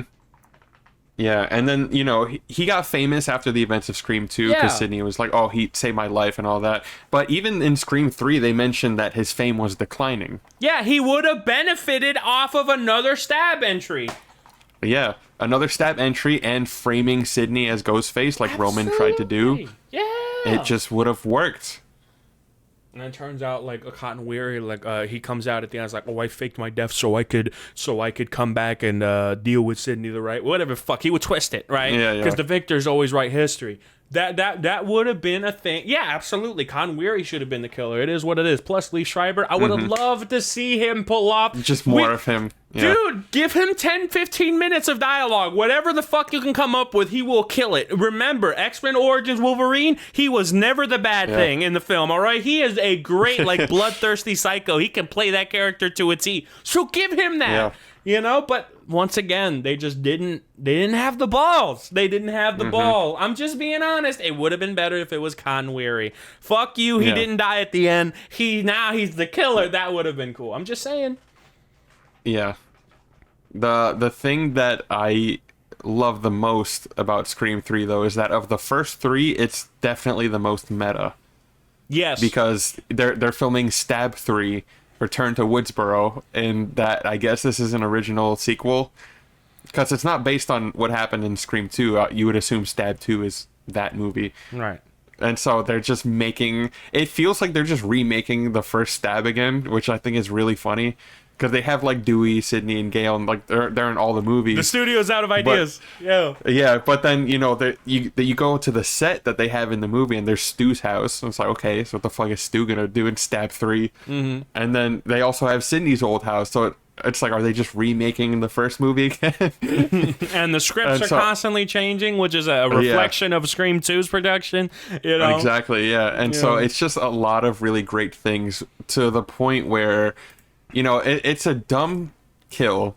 I can say that, but one of my favorite kills also in the movie is when they're all in the house and they get the facts with the script notes, and it's like, oh, Ghostface is rewriting the movie, and so they're like reading the script that's coming through the facts, and it's just like, oh, who's going to be the one to die? And then new pages keep coming out for the script, and they all run outside because it's like, no, Ghostface in the house, we all gotta leave. And then one stupid ass fucking character, I forget which one it is, has the dumb decision of running back into the house to read the script, but it's too dark. So he grabs a lighter because who wouldn't? and then it's just the one that the script says, like, the one that dies will be whoever can smell the gas. And he just blows the fuck up with the rest of the house. It's such a goofy ass fucking... It's the perfect scene to summarize this movie, because it is goofy as fuck. It was on but cue. It's so funny. Yeah. Oh, man. No, dude. Like I said, people will always say it's like, oh, well, it's worse, like, fundamentally. It's like, you know what? I can even agree with that, too. But it's way more entertaining. It's way more entertaining. Because it's different. You know what I mean? Yeah. And it's so stupid. Sometimes it's laughable. And that scene is parody, bro. Yeah, it's so good. You know what other scene? You know what other scene made me laugh? There was 2 scenes in the final act that made me laugh so fucking hard. One, when that woman is being killed, like, behind the glass panes, and Dewey's just shooting one at a time. It's like, bro, you're gonna run out of ammo. And on the 5th shot, she falls through, and guess what happened? He ran out of fucking ammo. You know what I mean? Bro used all his bullets on the mirrors. Yeah, that's what I'm saying. It's like, what are you doing, dog? And then what's even funnier is after that, I don't know his name, but the black guy gets stabbed in the arm. Yeah, right. That's basically his trait. Fucking hell. What was his name? I don't want to seem disrespectful. Let me see. I don't remember the character. Tyson Fox. That's his name. Dion Richmond. So you go ahead. You know what I'm going to talk about. Do it. He's great in the movie, by the way. The actor, he's fucking great. Kills it. But it's that whole trope of like the black guy has to die. Dion Richmond, that's our boy. Yeah, and so there's a big scuffle in the master bedroom where it's literally like a 1v4 against Ghostface. And so, he's like trying to fight off Dewey and Gale, and the actress that's playing Gale in Stab, I forget the character's name. I should remember this. But and then Gale, Tyson, Courtney Cox. No, not Gale. The actress playing Gale. Oh, the actor Gale. Yeah. Yeah. So there's the real Gale, her and name then is actor Parker Gale. Posey. Parker Posey. Jennifer Parker Jolie Posey, was her. Oh my God, Jennifer Jolie. That's hilarious. That's her fucking character name. Go ahead. Yeah. So Jennifer Jolie, who's playing Gale in Stab. So you have actor Gale, real Gale, Dewey, and Tyson. And so they're all trying to fight off this Ghostface. Gale's like throwing shit at him. And then Tyson tries getting involved and he gets stabbed in the stomach, which of course he's fucking out after that. So he tries running away, and instead of fighting off the other 3, Ghostface obviously is going to have better odds chasing the one injured guy by himself. Yeah. So he goes for him, and he's running downstairs, and it's really intense. And so there's this it's a hardwood floor, and there's a rug, a long rug that goes through it. So Tyson's running on it. And then Ghostface, being the fucking smart dude that he is, fucking grabs IQ the rug, level 1,000, bro, and literally pulls the rug from underneath him. Tyson does a fucking backflip and lands on his head. I'm gonna throw that still up right now, bro. He was literally did a backflip, Tom and Jerry shit, bro. Oh my God. He does a backflip, dude, and Ghostface just picks him up, slams him against the glass, and then throws him off the second story. Bro, I fucking burst out laughing. That was so stupid. Fucking Looney Tunes ass cart rug pull. That's what I'm saying, bro. That was so with stupid. The fall, his legs literally flew out over his head. Like he landed on his neck. Oh man. man. And then I think they did this after, or was it before? I forget it. But it was one of the actors, the person who was playing fake Sydney, Emily Mortimer, I think that's her name, who played Angelina Tyler. Yeah, this was before. Go ahead. So she jumps out of a closet and scares Gale and fake Dewey. Gale. Oh yeah. Not fake Dewey. girl. It's the two Gales because they were investigating man. together, Yeah. and so they're telling her about that there's a killer in the house, and so she starts freaking out. She's like, I didn't fuck the producer to get a starring role just for this, and then so she runs and immediately just runs into Ghostface, Bruh, who just gets stabs killed. her. Yeah, And then they he find. just No, the funniest part was when the two actors, Gale and fake Gale, saw her. They were at the top of the staircase. They saw her body, and then she got dragged away. They both looked at each other, huh? Ah! yeah, that was like some shit you'd see on iCarly. Oh my It's like, God, they look bro. at each other, It look was- back, they look at each other again, and then they just scream. It was so stupid. That final act is hilarious, bro. It's so Oh good. my God! It's like it really Oh, was man. parody at times. It's ridiculous. Yeah. No, what's Ghostface crazy? throwing the knife. No, hold on. Before we get to the next bit, what's crazy about that whole sequence was when that woman said, I didn't fuck the producer to get on this fucking film. What's hilarious is to me is later on in the credits, producer Harvey Weinstein. Bruh, wait a minute. Wait a minute. Whoa, the irony is crazy. I can taste iron in the cereal. You know what I'm saying? This is too much. Oh, man. Yeah. It's so good. I'm surprised Harvey let that line slip through. I'm being honest. Wait a minute. Yeah, for real. I mean, she was talking about the in-movie producer, but Right. also it's like, yikes. Wink. Yeah. They told us 20 years ago we were too stupid to know. Okay, Yeah. ridiculous. But anyway, Oh, man. continue. What was the next bit? So the next bit, I'm gonna skip to it. So I'm watching the movie. Oh as my we're talking about it. God! No, I'm just thinking about you know it what now. I'm talking about. It's hilarious. Go ahead.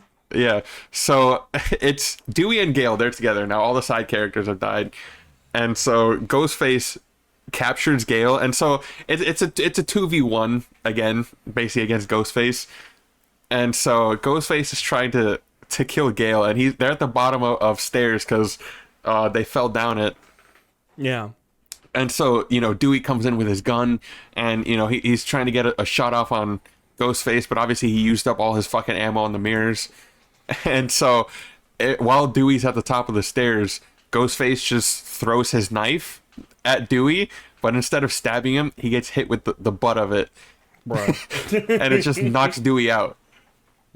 I'm telling you, he got hit in the head, and he was like staring at the knife the entire time it was coming at him. Yeah. And then when it hit him in the head, it's like, oh, and then he falls down the stairs, bro. Yeah. Oh my God. It's so goofy, bro. It's so stupid, So, Yeah. people always say Scream 3 was fundamentally worse. I'm like, yeah, but it was funny. You know what I mean? Yeah. I'll gladly watch this one over 2. Any day. Patrick Yeah. Warburton, the guy who played the bodyguard, Stephen Yeah, Stone. the bodyguard. He was hilarious, dude, because it's just Yeah. like, it's like you can tell just by the casting, they're like, okay, this is meant to be comedic. You know what I mean? This is slapstick. You know what I mean? At this point. And I never minded that comedy. Maybe other people don't like that kind of comedy. And I can tell because Yeah. when I see IMDb ratings, like the slapstick comedy tends to be lower rated, and that's what this is. This is just like in your face, goofy parody levels of comedy. And man, it was hilarious. Okay. So that's fine. I was never really that scared, but when they try to make me laugh, they got me. You know what I mean? Yeah, That's exactly. Yeah, and I love this is another sequence earlier in the movie, but when Sydney is going through like the set that they built for Stab 3, basically kind of her just reminiscing about Scream 1 because they perfectly recreated Stu's house and her house, which I mean, of course they did, but they recreate the sequence from the first movie where Ghostface pops out of the closet. And she tries to get out through the front door, but it's locked, and so she runs upstairs. So they recreate that in Scream 3, except I like that in this version, instead of like just going into her room, it opens from the second story, and it's just like this open set where there's just the first floor. Oh yeah. And so when Ghostface shows up to the bedroom door, she just pulls him out and he lands on the bed. Yeah, bro. I told you in Discord when I saw that scene, is like, me personally, if I had him in that position, I'd hit him with an elbow drop. Let's be honest. Yeah, exactly. Yeah. By God, he is broken in half. That's it. With a swanton bomb. That's what I'm Like saying. drop from the top of the ladder. That's it, bro. That's it. I'm telling you, it was the perfect opportunity for Sydney to hit that fucking elbow drop, and she just didn't do it. It would have been the Yeah. perfect scene if she did that. I'm being honest. Fucking hell. But it's just so funny to me how they just literally shot for shot recreated the chase scene from Scream 1. Mm-hmm. It's so good. Just cinema. That's all it is, you know. So yeah, Cinema, yeah. Scream 3 wasn't the best. You know what I mean? It definitely had got some issues. major issues. But I'm telling you right now, the comedic minute, the comedic moments, and basically like the entire final act, besides the reveal, was peak. Yeah. Yeah. That's it. You know. A lot of good stuff in that movie. And then even just like the side characters are memorable, like Parker Posey. Yeah. No, she was great like in this one. was a standout, and of course you mentioned Patrick Warburton. He's not in the movie a lot, but he's great. And you know, one of like the most unexpected cameos I've ever thought of, like ever. Like I did not think this. Like no one could have predicted this. Carrie Fisher cameoed in this film. For Except like she's 2 not scenes. playing herself. She's playing a different actress yeah. that was also up for the role of Princess Leia in Star Wars. No, she said some shit like, yeah. I could have gotten the role, but I didn't want to fuck the director, so I didn't want to fuck George Lucas. Yeah. Fucking hell, dude. How stupid.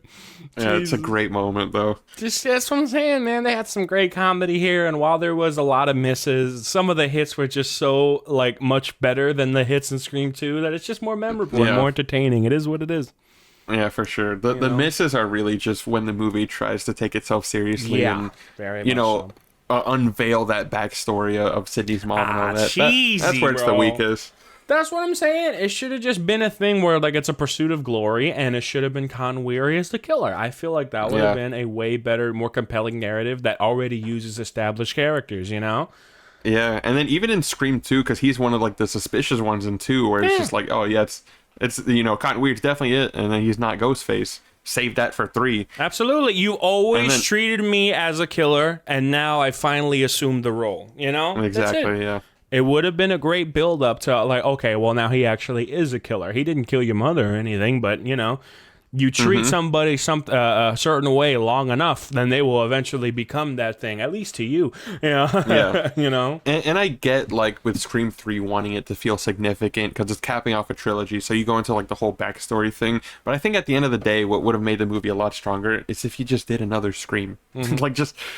Scream 2 is just the first one, but you know, in college, just do another one. But make it more meta, you know, keep the Stab 3, Return to Woodsboro stuff. Keep all that shit, but you don't need to do the whole Sydney's mom thing. Yeah. And I get it. Like, you'd have to find another way to get Sydney into the movie, because ultimately the reason she did show up was because of, like, the whole stuff with her mom and everything. But even then, I'm sure you could have just found a way to do it. You know, maybe she showed up because Gale and Dewey were attacked again. The way that they kept her in that area was that she's a witness, or not a witness, a suspect, you know? And that's the way they kept her. So it could have just been a thing where like she was brought down for questioning and she was extradited to here and now she can't leave. You know? Yeah. There's a lot you could have done aside from the whole mom stuff. Yeah. No, And it just felt like out of place in the franchise like they so tried far. to they like tried the to whole reach Ghost Visions. they tried to reach into an origin story that just isn't interesting at all. And yeah, I can definitely say that the lowest point of this film for me was the Ghost Visions. Absolutely ridiculous. Trying to go back into the mom thing. I was like, oh, I'm seeing my mother in these dreams. I'm like, you can say that. And hell, you can maybe have one dream sequence where she wakes up, maybe, right? But even then, it was just way too corny for me, man. It's just way too uninteresting. We never met her mother. You know, I don't care. Yeah. You know? It just dragged me out of the film. Yeah, I will say the best part about the whole mom thing is the way that they cap off Sydney's arc of the first 3 movies, with her leaving the door open and not really being afraid of, you know... Yeah. She's not locking herself in anymore, and I like that shot of just her looking at the open door and then she chooses to go watch a movie with Gail and Dewey and the cop. Because I guess now he's there. Yeah, what's the word? Detective Mark Kincaid. Yeah. I was surprised he was in that house. It's like, what the fuck? All right. Yeah, it's like, why are you here? Yeah, You're not one of the main characters. Yeah, we just met. The fuck is this? Yeah. Yeah, nothing against Patrick Dempsey. It's just your role wasn't exactly all that good. Yeah, exactly. That's it. But oh yeah, All right. So how do we feel about Scream 3 on the tier list? As a comedy, that shit is S. At least that final act, damn it, you know. Yeah. But honestly, maybe honest, C. Yeah, I'm not even feeling comfortable putting it in B. You know. Yeah, I feel like B is a little too high for Scream 3. Yeah, B's like even 7. Though I do enjoy it. B's like 7, maybe pushing an 8, like a very low 8. And Scream 3 is not a 7. I'd have to say 6 in a different way, but it's still more enjoyable to watch than Scream 2. Yeah, it's more entertaining, but Scream 2 is the better movie. Fundamentally. It's not as dumb. Yeah, it's not as dumb. Yeah, absolutely. Scream 3 got a lot of dumb shit in it, and that's why remember, our subjective viewpoints are objective fact, so... Exactly. Remember that 100%. But yeah, no, I totally understand like Scream 3 being considered the worst and liking Scream 2 more. It's just personally, I have a lot more fun watching Scream 3 than I do with 2. It is what it is. Yeah. Still, C tier. Yeah, C tier. Next up on the list, Scream 4. You know, some people look at this film and they think it's way too 2011. And you know what I say to those people? And that's a bad thing because, you know what I mean? It is very 2011. Listen, I understand it's all subjective. For me, I don't mind that 2011 vibe. I know you haven't seen it, Squeedo, but I have. Fright Night, the remake. I know people don't like that movie. I loved it. It was just that 2011 camp is just unrivaled. And Scream 4 has got that, but it's also got great fundamental filmmaking, and it also subverts expectations, which is what Scream was built on. That being said, I would like to open the floor to my co-host Guido. How do you feel about Scream 4? So we're finally back to the good ones, like the actual good ones. Damn straight. Like the great ones, I mean. Because the other, they're all right. You know, Yeah. Scream 2 and 3, they're all right. The rough patch of the franchise. Yeah, the rough patch is gone. We're back to the great ones. And Scream 4 is special because it's making fun of remakes.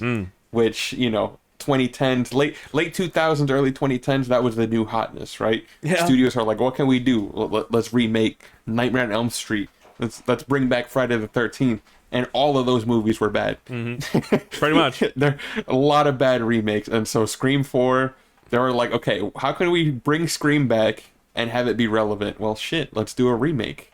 Except it's not really a remake. It's a sequel, yeah. It's a sequel that's trying to be a remake. Because you got the new characters that are reminiscent of old characters. Yeah, and it feigns the whole passing of the torch vibe. Yep. It's so good. It's, again, like you said, the fundamental filmmaking of it is really good. I feel like this one got really creative visually.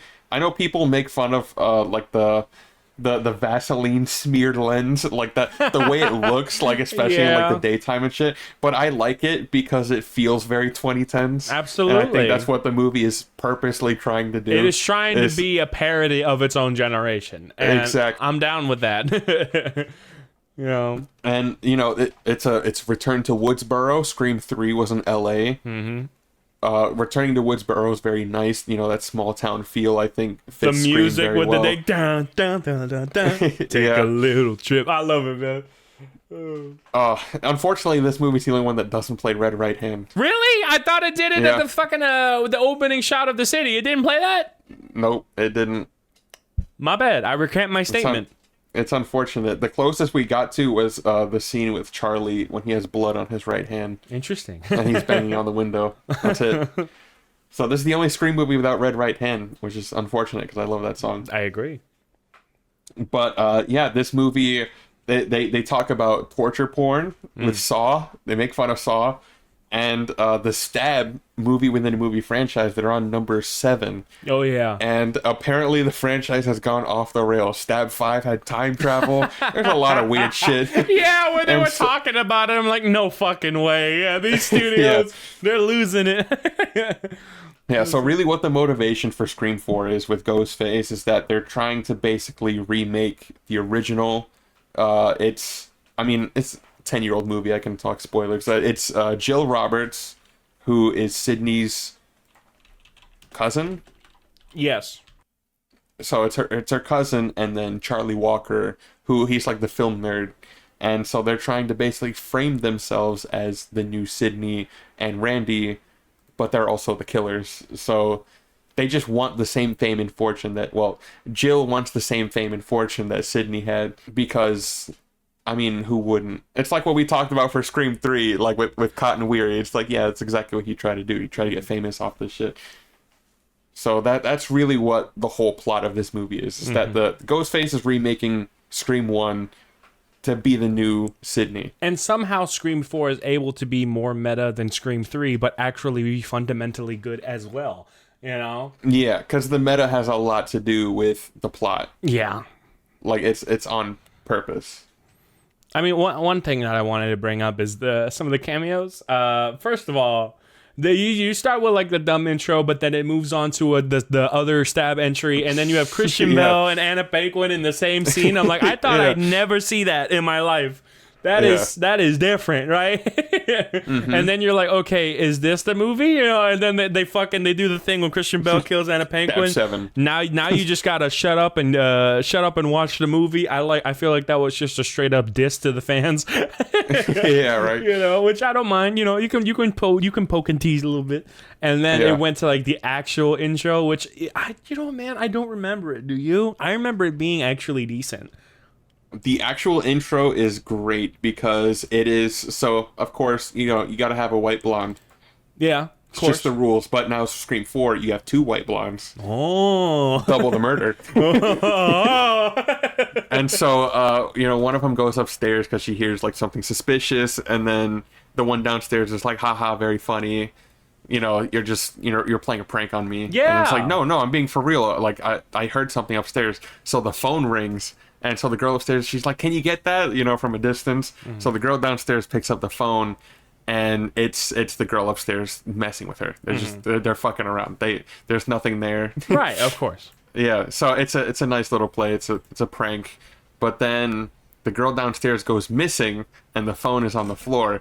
So the one from upstairs, she's like, oh, haha, funny, real funny prank. I did it to you. Now you're trying to scare me. I get it. And then she gets a phone call, except it's the real Ghostface now. This isn't a prank, bitch. Yeah.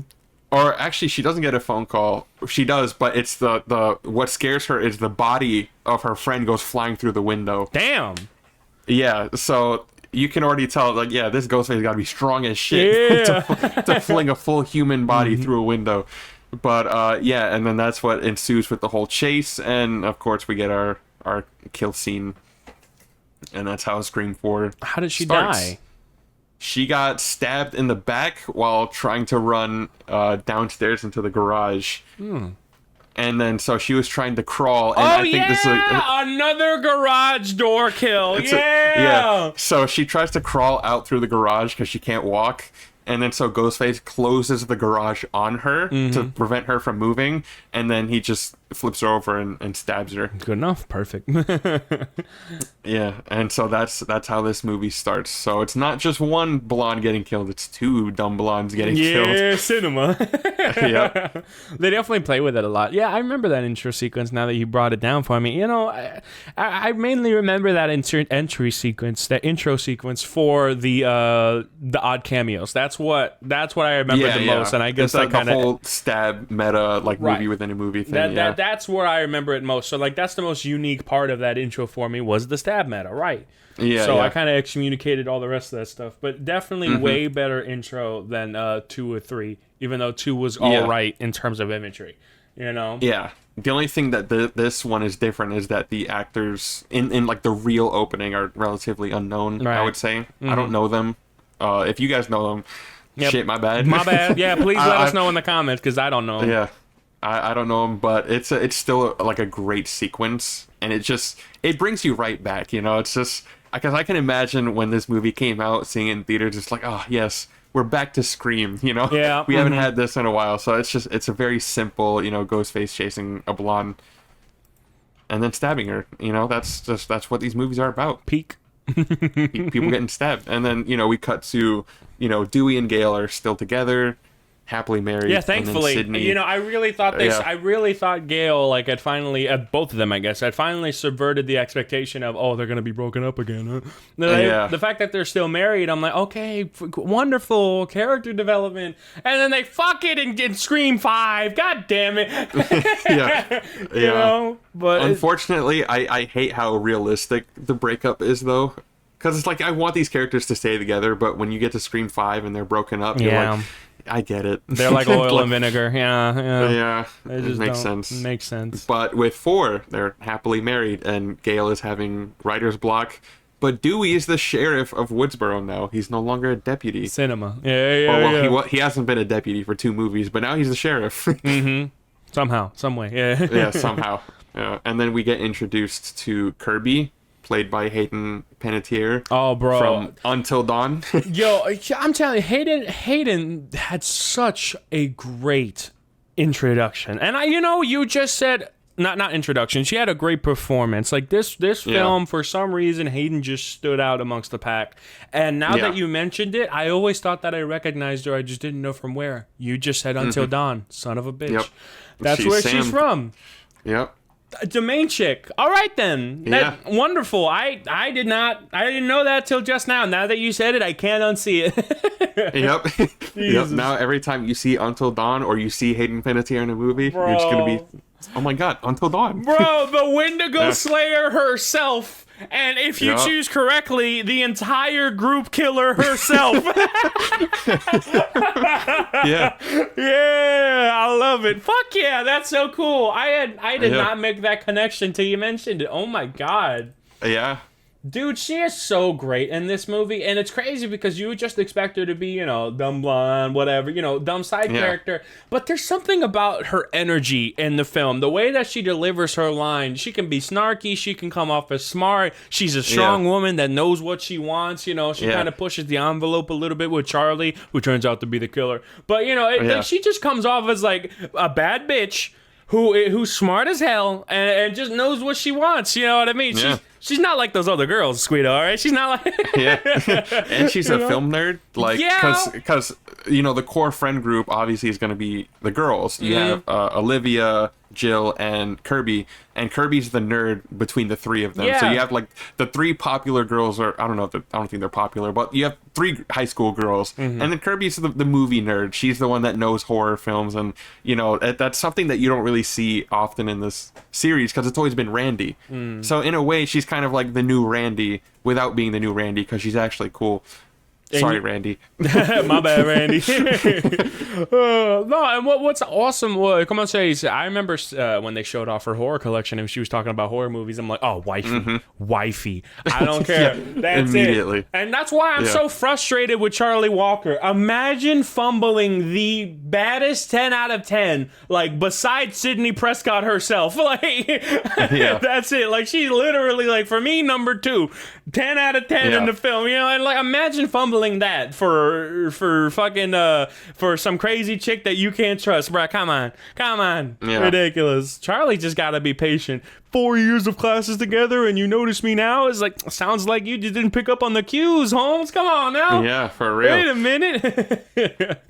Oh man. Yeah, because I love the whole when she leans in while he's trying to watch Stab. Yeah. And she's just like, now would be a really good time to make a move.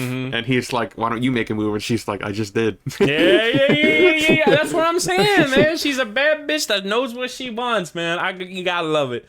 You gotta love it. I love Kirby's character. I feel like Hayden's performance really elevated it, because it would have been worse. I feel like that performance wouldn't have been anywhere near as memorable if you casted somebody else. She was just perfect for it. You know? She was. She really is the best character of the new group Absolutely. in this movie. And that's crazy because Emma Roberts plays the main ghost face. Like, you know what I mean? Oh my god. Like, she should be the best new character, but no, I'm telling you right now, Kirby blew her out of the water. It is what it is. She's not interesting too much, really, until she becomes Ghostface. Kirby's interesting as soon as you see her. Yeah, but can I just say, after the reveal, you know, of course, you got Billy Loomis and Stu, they're the OG. Right. But Jill, she's got to be my favorite Ghostface. She's great. Next to them. She really She's is. her motivation is really what elevates her so much. And to me, that's where a lot of these movies kind of fall apart, is when they do the reveal. Because when they do the reveal, it unravels everything, and you're just like, okay, I don't really care anymore. Like in Scream 5, where come on, say they are toxic fans, but it's more of a parody, right? Like you can tell it's parody of toxic fandom. Here, it's like, damn, that's actually a good motive. Yeah, it's like damn, like I could see it, you know? Yeah, absolutely. And it makes so much sense. Dude, and her commitment in that fucking scene where she revealed everything is crazy. When she fucking smacked her face in the painting, I died laughing. Holy shit.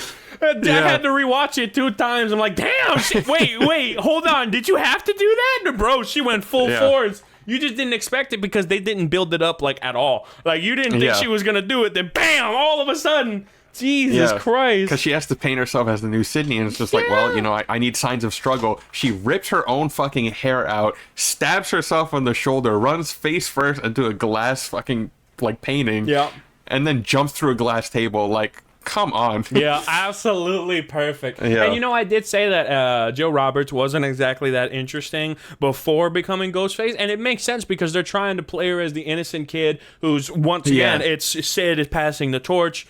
Right, but it's also that thing where it's like, you don't want to see her die. She's just some nice kid, that kind of thing. And then at the end, it's the ultimate twist that she's the bad guy. Throughout the entire film, they're constantly prodding you with the who's the killer, who's the killer, who's the killer. Yeah, exactly. Remember the deputy, the deputy Hicks? Yeah, Judy. Yeah, Judy Hicks. Deputy Hicks, who was at the staircase, and she like greeted Sydney, and she's just shrouded in darkness. I'm like, oh, I love it, man. You know, it's so like over the top, but like in a comedic way where you're just like, okay, like she's creepy. Yeah. But see, that's the point. That's what they're supposed to do. They're meant to be like, okay, who is it? Who is it not? Because they played those creepy moments with the actual killers as well. Look at the first Scream. You know what I mean? Like, you can tell those two are killers, right? But throughout the entire film, you're thinking either or, right? Not that they're both. Now they already have that twist. So now they're just playing, like, dark sides of everybody. You know what I mean? Everybody's a suspect. Scream 4 takes that and personifies it. It's great. Yeah, and what I really, like, dug... What I, like, stuck out to me so much on this specific rewatch of Scream 4 is that when a lot of shit is going down, Jill is missing. Yeah. So she's supposed to be the new Sydney, right? The new innocent one, the new final girl. But every time some shit goes down, she's usually not there. And so that immediately is a sign that should be like, okay, she's a suspect for sure, you know? She's never there. And when she is there, it's obviously Charlie that's in the Ghostface suit. But oftentimes, whenever some shit goes down, Jill happens to be one of the ones that's missing. And so that's something I noticed a lot this time around, and I was like, okay, I see it now. Because there's that whole thing of when they're all hanging out at Kirby's house, and then Trevor comes in, and it's just like, oh, why are you here? Nobody invited you. And he's like, oh, I got a text from Jill's phone telling me to come here. And then she's like, no, I didn't. Where is my phone? I think I left it in the car. I'm going to go look for it. Bruh. And then she's fucking gone until the Ghostface reveal. Absolutely ridiculous. Like, what the fuck? Oh man, you just don't pay attention to it, because that's another thing with like having a bigger cast, is because you have to keep an eye on all these moving parts, and you know, exactly, Jill just kind of slips your mind. You know what I mean? Yeah. You know, and she's like, you know, the non-threatening one, because also first female Ghostface, well, Billy Loomis's mom. But you don't expect Charlie to be a killer either, because he doesn't come off as threatening at all. It's just he's the wimp. He's a wimp, but he's also a loser. Yeah. All right, calm down, Chief. He's all right. But also, he's like a love-struck teenager. You know, it's like, okay, he's trying to get with this woman. I thought Kirby was the killer going through it. You know, I thought Kirby's like, yeah, because all that fucking charisma's got to go somewhere. You know what I mean? Yeah, you're right. all the best actors either die in the opening scene or are Ghostface. Yeah, bro. Like, I'm being honest, because, like, for example, in Scream 5, when it was Jack Quaid, I'm like, he's the killer. Are you kidding me? All that fuck. As soon as he walked outside, like, in that parking lot area to, like, comfort Sam, I'm like, yeah, he's the killer. No fucking way they're not. Because it's just all that charisma. It's got to go somewhere. It can't be just some side character, right? It's got to be a bigger part. So I'm like, okay, she's the killer. Yeah. That's what I thought initially. And it can't be Charlie because he doesn't come off as threatening. But no, they switch it on you. Yeah. You know? The thing about Charlie is, okay, so Charlie's, like, pretty non-threatening, and he's just, like, a casual. He's a pretty chill nerd, but for me, the reason why I'm, like, fucking losers, because as soon as they, you know, do the reveal and his whole motive, it's just pathetic. He's just trying to get with Jill, and it's like, really? Which is ridiculous, which is why I'm happy he got fucking killed, like, immediately. It's like, yeah. Pussy old man. It's also a great twist, too, because they're gonna redo, like, the whole thing that Billy and Stu did, is, like, they're gonna stab each other, except, you know, instead of a non-lethal stab, she just goes straight for the heart, and she's like, yeah, the media only likes a solo survivor. Yeah. It's like, damn. We didn't agree on that. I love how he's like, the heart, that's not what we practice. It's like, yeah, no shit. Yeah. And then it's just like, yeah, Billy and Stu, there's always two killers, so obviously she needs to frame Charlie along with her ex-boyfriend Trevor, so they're the ghost faces. Absolutely ridiculous. So it's great. It's such a great reveal. It's my favorite one outside of the OG.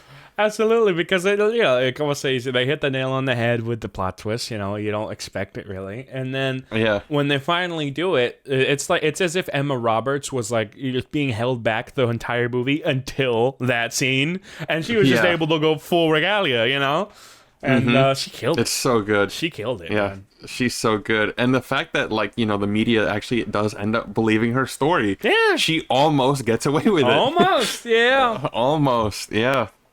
She's the ghost face that almost won, because all of them always get stopped dead in their tracks. Yeah. But for her, like, whoa, you know, she almost got away with it. As soon as they reveal themselves, they always get fucked up, right? But for her, she revealed herself and won. She just should have followed through. Exactly. You know? Yeah. That's the thing, man. Is that these killers don't. That's one thing that I have a problem with Scream, like in general, is that these killers never follow through. You know, they Jesus don't, Christ, man. It's like the fucking protagonists know to do it, but the killers never do. It's so stupid, you know.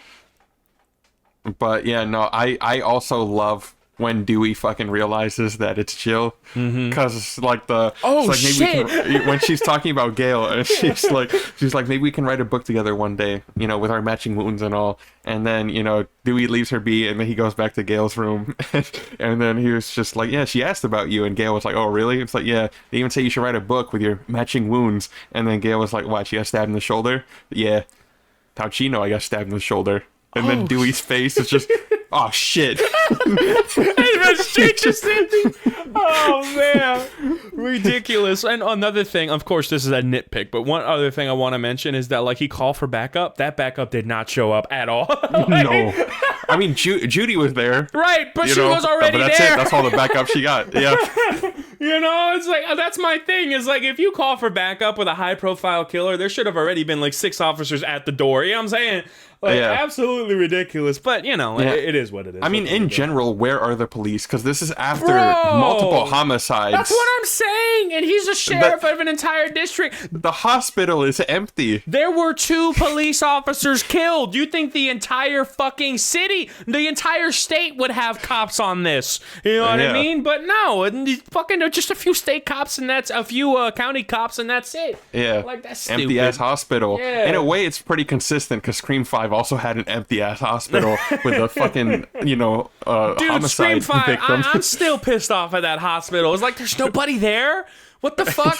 No desk receptionist, nothing, and it's dark. I'm like, what the fuck? What is this shit? You know, if it wasn't such a massive hospital, then I would forgive it. But it's a fucking 5-story, like big ass hospital, and there's nobody there. Now, if the killing was in the middle of the night, like in Scream 4, then that makes sense. But it was in the middle of the day. Yeah. You know? So Scream definitely has that issue where it's like it likes to bend reality a lot, even though it tries to ground itself as well. You know? It's a problem with the town. You know, Woodsboro, I think you all need to invest more in your hospitals, so hire more people. Because it's like, shit. where are all the nurses? Where are the doctors? No desk receptionists, nothing. It's just an empty ass hospital, like, for show. It's like something you'd see in a GTA game. How does that hospital run, bro? I'm telling you. Yeah. It's ridiculous. Oh man. Actually, the lack of casting is to represent the medical system and how they mistreat their patients. No, it's not. Stop it. All right, no, it's fucking not. The deep commentary on hospitals. That's what I'm saying, bro. Oh man, yeah. Don't make those excuses for the directors, okay? If they didn't say it explicitly in the script or trying to hint at it, which they didn't, then please don't. All right. Yeah, no, it really gives off, like, the empty hospitals just really give the vibe of, oh, they couldn't afford all these extras. That's what I'm saying, bro. Because it's really only the main cast in the hospital when you look at it. Because, I mean, look at Halloween Kills. You know what I mean? Halloween Kills, they had a bunch of people in that hospital, and then they found them, and they all tag teamed them. You know? And with Michael Myers, he was up against, like, an entire crew. They can't do that with Ghostface. So I see why they did it. And it doesn't even bother me that much. I'm just saying that it's a thing, and I acknowledge it. Yeah, it's a very obvious thing when you're watching the movie, because you're like, wait, this is a hospital. Where is everybody? People? Yeah. Like, where are all the cops? Like, two people nearly fucking died. There's always armed cops. Like, I feel like Happy Death Day 2 did a good job with that, because there was a desk receptionist. It was the graveyard shift. There was a cop there, but he got killed. You know. Stuff like that. In Scream 5, he just wasn't there. There was just a cop, and the cop was dead. That's it. And Scream 4, they had some, but not a lot. You know what I mean? Like they still kind of pushed it a little too much in my eyes, even if it was at night. You know? Yeah. That being said, it's irrelevant. Yeah, the whole hospital sequence is pretty good in Scream 4. Absolutely. It's fun to watch. She beats the shit out of Dewey with a bedpan. She takes his gun and holds Gale hostage. What did she hit me with? You don't want to know. Yeah, she beat the shit out of him, too. Like, she didn't just hit him, like, once and he fell. Like, she just kept wailing on him. Bro is concussed. Get him to a doctor, brother. You know what I mean? Jesus Christ. She kept hitting him on the ground. Like, Joe, he's dead. He's already dead. Yeah, and also this sequence has probably my favorite line delivery in the movie, with like it's like, can I just have some last words? Clear. And then Emma Roberts with like the fucking sassy ass attitude. Clear. And then, just get the defibrillators to the head. Oh, I love that. It's unashamedly camp. I don't mind. You know what I mean? Some people think that's cringe. For me, I like it. I don't care. Yeah, that line delivery is just, because I love how sassy she was with it. Clear. Clear, bitch. Yeah. Oh man, Scream 4 for me was great. I think I'd probably give it like a solid 8 out of 10. Like, it was so good. It's so good. You know what I mean? It's not perfect, you know, and it could be better in spots, but you know, this. Yeah. Oh man, Scream 4 for me, it just scratched a couple itches. You know what I mean? It really did. It was great. Really what a lot of like the problems with Scream 4 are just nitpicks that pile together. Yeah. But really it's not ultimately that big. Like, one thing I would say is that it doesn't really take a lot of risks, like in terms of main characters dying. Mm-hmm. You know, we still have Gale, Dewey, and Sydney. They all live to the end. I don't like, it's not a problem because I love all those characters, but also you couldn't kill one of them. You know what I mean? This is the fourth one. You would think, you know, at least one of them is going to bite the bullet, but no, it's a pretty happy ending. Yeah, absolutely. It is a very happy ending, you know what I mean? But which is, once again, it's very odd. You know, if anything, I kind of wish that one of the main characters were to be killed at that finale. Make Emma Roberts the ultimate bitch. You know what I mean? Whatever. Yeah, exactly. But you know, maybe she kills Dewey with the bedpan. I don't know. No, if they did Dewey's character that dirty, bro, no, I would have left 5 minutes before the credits rolled. Fuck that. You kidding me? No. I think what would have been really strong is if Emma Roberts like actually killed Sidney Prescott at that moment. You know, that would have been crazy. I just wish Sidney Prescott put up more of a fight. If that was the case, where she would to be killed, then I wish like she put up more of a fight and it was a struggle, and then she got shot. You know? Yeah, that's another thing I'd probably give a nitpick, is I feel like Sydney weirdly takes a back seat in this one. And, like, I get it. You know, she's been through this. This is her fourth time going through another fucking Ghostface. I mean, but dude, also, you know, she judo kicked one of the Ghostface killers in the first act, and then all of a sudden now she's a defenseless damsel. Fuck off. Yeah. You know? It's like this film really focuses a lot more on the new blood, which I get. And then also Dewey and, like, Judy. And it makes sense but also And the most of the motivation time, is, the movie properly balances that, but in some cases, continue. yeah, in a lot of ways, it feels like, you know, the motivation and everything is so tied to Sydney that you'd think she'd be a more prominent figure in the story, or at least more of a target for Ghostface. Whereas a lot of times it feels like, oh yeah, Sydney's just kind of there. Mm-hmm. Which is crazy because they try to push her as the main chick. She's the one, you know, she's the one that's gonna get past it all, right? And Of all the like the OG characters, Gale is really the one that has the most to do in this movie. Because even Dewey is just kind of plays a background role as the sheriff. yeah. Yeah. So it's really Gale that I think takes the most initiative. But I like Gale a lot. So What did Gale do in this one? Because I'm starting to forget now. What was her? What was her plot? So she recruited Charlie and the other guy that always had like the webcam on his head to help them find the killer because Dewey wouldn't let her work on the case. We're working together, and so, assholes. Yeah. yeah. And then so when they had the whole Stabathon thing, she set up cameras. Yeah. Around to help. Yeah, so she was like Yeah. actively working with them to find the killers. Little did she know she was working with the killer to find the killer. But yeah, no, so that was her whole thing. And then she even had Sydney involved at one point to like help catch the killer. And that's when they went in the classroom and they had the whole conversation about remakes and, you know, the current state of horror and all that shit. Yeah. So that was really what Gale had to do with this movie. I do agree that she felt like a Veronica Mars kind of chick until like a certain until a certain part of the film where it was eventually handed off to Sydney. Yeah. Yeah. When she gets injured and sent to the hospital, that's when Gale is like, okay, she's not in the movie anymore, guys. We'll see her at the end for the happy ending. Exactly, for the happy ending, right? And you know what? We talk a lot about like, oh, it could have been cool if someone was killed, that kind of thing. But at the end of the day, I like this ending. I really do. It's not necessary. Yeah. Yeah, it's not necessary. Absolutely not. It's also, this is a very, very minor thing, but a fun little reveal that this movie had. Robert Rodriguez directed Stab. Yeah.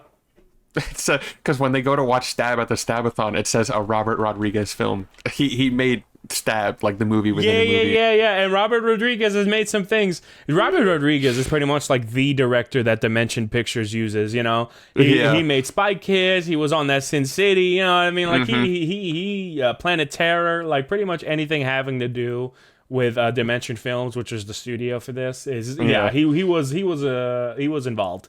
You know? Yeah, so I just love that they did that because it's like, why? Like, and it's a very stupid like little detail that they didn't need to put in there, but I like that they did. Stab, directed by Robert Rodriguez. Gotta love it. Yeah, no, what's the word? For me personally, you know, Scream 4 for me is an obvious second favorite, you know, mainly because it's easily rewatchable. Like I could rewatch this. I could rewatch this tomorrow and have just as fun as time as I did watching it 2 days ago.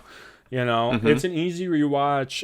It's got some really cool kills with some jokes that are really well blended in and funny, but they don't overtake the serious tone. When the movie gets serious, you genuinely feel the serious. And the movie, fuck Bruce Willis. Yeah, fuck Bruce Willis. And she dies, bro. Oh man, that was a great little sequence. But como se dice? But you also find the side characters. Like none of these characters are boring. You know what I mean? Like you could say that like some of them are more generic than other ones. Like the guy who always had the GoPro on his face is like, yeah, he's a little whatever. But at the end of the day, it's at the point where it's like there's no bad characters, and I can't really think of like objectively bad scenes. I can't say that there are. You know, it's just genuinely good with a couple of minor missteps, but overall, what's presented here is consistent and overall high quality. So that I can that with all that being said, I think it's very fair to put Scream 4 at A tier. Just a solid. I would agree with that.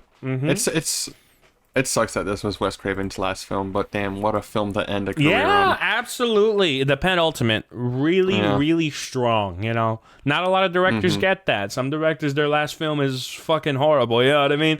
But Wes Craven was able to go out on a really good note, and I would say return to form for Scream overall. You know, because after this, it's like good. You know what I mean? Like after this, it's just back to like memorable, really enjoyed, that kind of thing. Yeah. Not nowhere near consistent. As much of a not nowhere as a mixed bag as 2 and 3 were.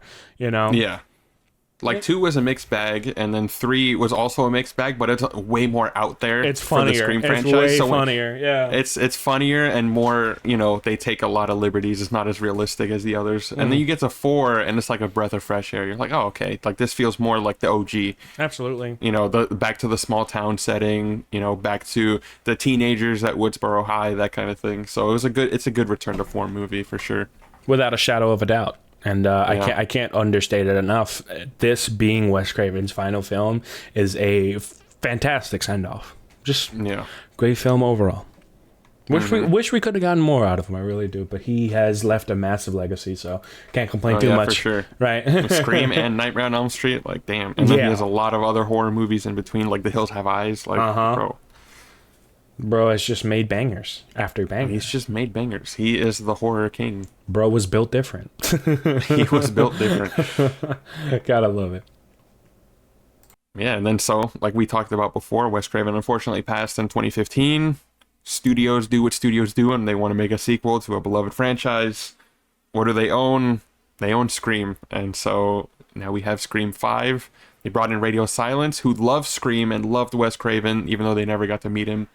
And they just made the ultimate fucking tribute Scream movie. For once, a studio makes a good decision on a creative director or that kind of thing. Right? For sure. You know, they don't do it often. But thankfully they were able to get the correct people on this one. Another example of this, I think, would be Alien Romulus. They were able to get people that were passionate about the IP on this movie. And if you get people who are passionate about it, they'll be able to do more with less, and they'll also be able to experiment and make their own sequel feel more unique, And they were able to do that with Scream 5 while also being derivative. Absolutely. There's a lot that they take from Scream 1, but it feels way more as an homage than it does a ripoff, and that's what really straddling the fine line is that you really want things to feel more than as an homage, while technically you're really just doing the same thing, which is quote unquote copying.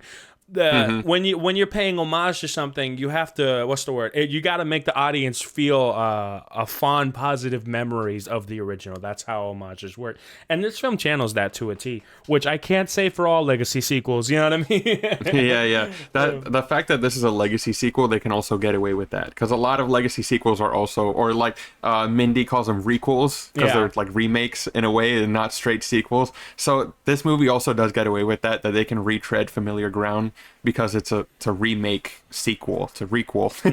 So it fits within the mold of its own movie to redo a lot of shit, and to even go back to like Stu's house.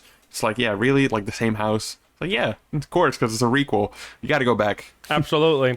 That's my thing, right? Is like some people, like, for example, with Alien Romulus, they were saying, like, oh, they stole a lot of lines.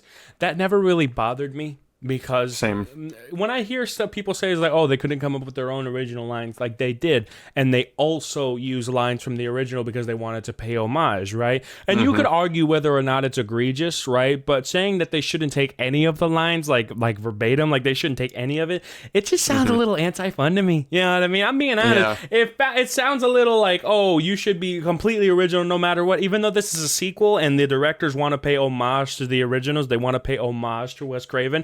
I mean, throughout 5, como se dice, you got them paying tribute to Wes when they raise their drinks, to Wes's name, It's like, you can tell that this movie is a love letter to the original Scream, so let them make their love letter. Just because they're not wholly original doesn't make it bad, Yeah. But some people are purists in that way, It is what it is. Watching the behind the scenes for this movie was great, because the directors said, what better way to honor a legend like Wes Craven than naming a character after him, killing him off, and then having the entire third act to be awake for his character. Like, it's just, it fits so perfectly within the mold of Scream. It's so good, because it's a tribute for Wes, And even in the movie, it's for Wes. All the characters are drinking for Wes. That's what I'm saying, it's awake, and oh man, it was so on the nose, and like I said, some people don't like that. I love it. Yeah. It's once again trying to be meta, and it succeeds in that very much so. And in that instance where they were paying just straight up tribute to Wes Craven, Yeah. Literally naming him. Yes, it made me smile. It was heartwarming. Some people look at that and they think like, oh, you're just straight up stealing because you have a lack of original ideas. Or a lot of people think that like these directors or whatever, they're soulless and they're just stealing the original ideas. It's like, you don't know the production of these films. It's like the same thing with Fede Alvarez. It's like you can tell Fede loves the Alien IP. And he loves the original Alien. So when he makes his legacy sequel, he uses bits from the original Alien and Aliens, but he also brings new and unique ideas, which is exactly what Scream 5 did. And while I don't think Scream 5 is as good as Alien Romulus, I got a little bias in that way. Scream 5 Scream 5 is still a solid entry, and Scream 5 beats out 2 and 3 by a mile, in my opinion. Oh, yeah. You know? Yeah. So, go ahead, talk a little bit about Scream 5 and why do you value this film so much? So this is the first Scream I watched in theaters. Yes. And because it had the luxury of coming out in 2022 when I was already working at a movie theater, or still am. Yeah. But I got to see this one opening weekend with a packed fucking theater in a Dolby Cinema. And it was just a great time because I could tell everyone at that screening was a fan of Scream and was a fan of, the franchise and everything that it had to offer. And also there's, a little sense of skepticism going into this one because it's the first one without Wes Craven. It's the first one in, about a decade. As there should be. As there should be. There is no Wes Craven, and the studios love reviving these franchises just to make a quick buck. So there should absolutely be skepticism. And I think Radio Silence came into this movie thinking, okay, how do we subvert that? Yeah. And you can tell. They did really well. Go ahead. Yeah, so I have honestly like my own little special history with the Scream sequels because I didn't watch like 2, 3, and 4 until like late 2021 before Scream 5 came out. For the longest time, I'd only watched the original Scream because it's my favorite horror movie, and I thought there's no way the sequels can be as good or better.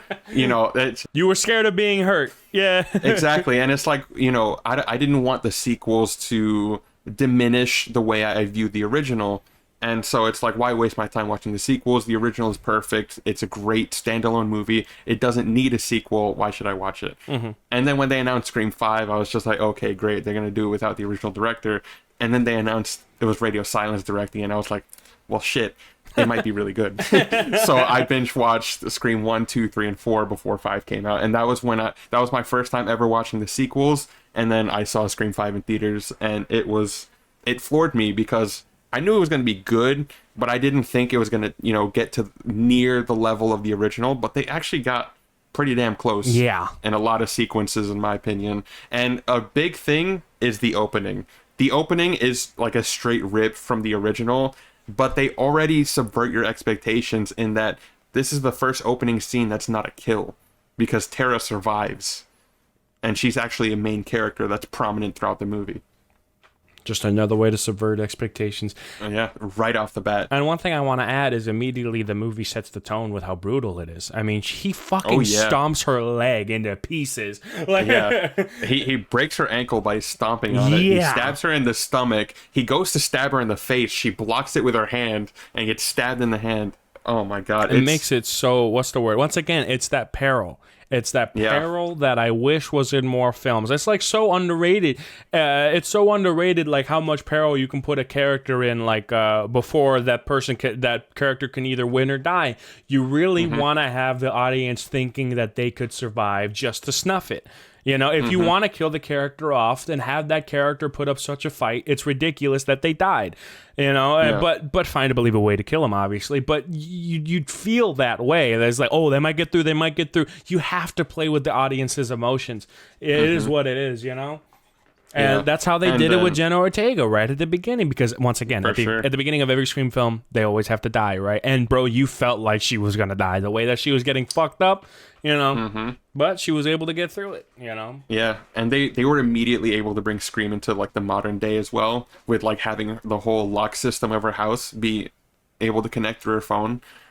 Yeah, it's like doors locked. Doors unlocked, like Ghostface kept unlocking the door while she was trying to lock it. And they really hammed up that too, because I remember in the trailer it was relatively quick. They only showed like 3 shots, or Yeah. maybe 6. But like in the actual scene, they dragged it out like another 30 seconds, and they were building Yeah, it up, they building did. it up. It's like, do you Yeah. think I got in between those locks? It's like, oh shit. Yeah.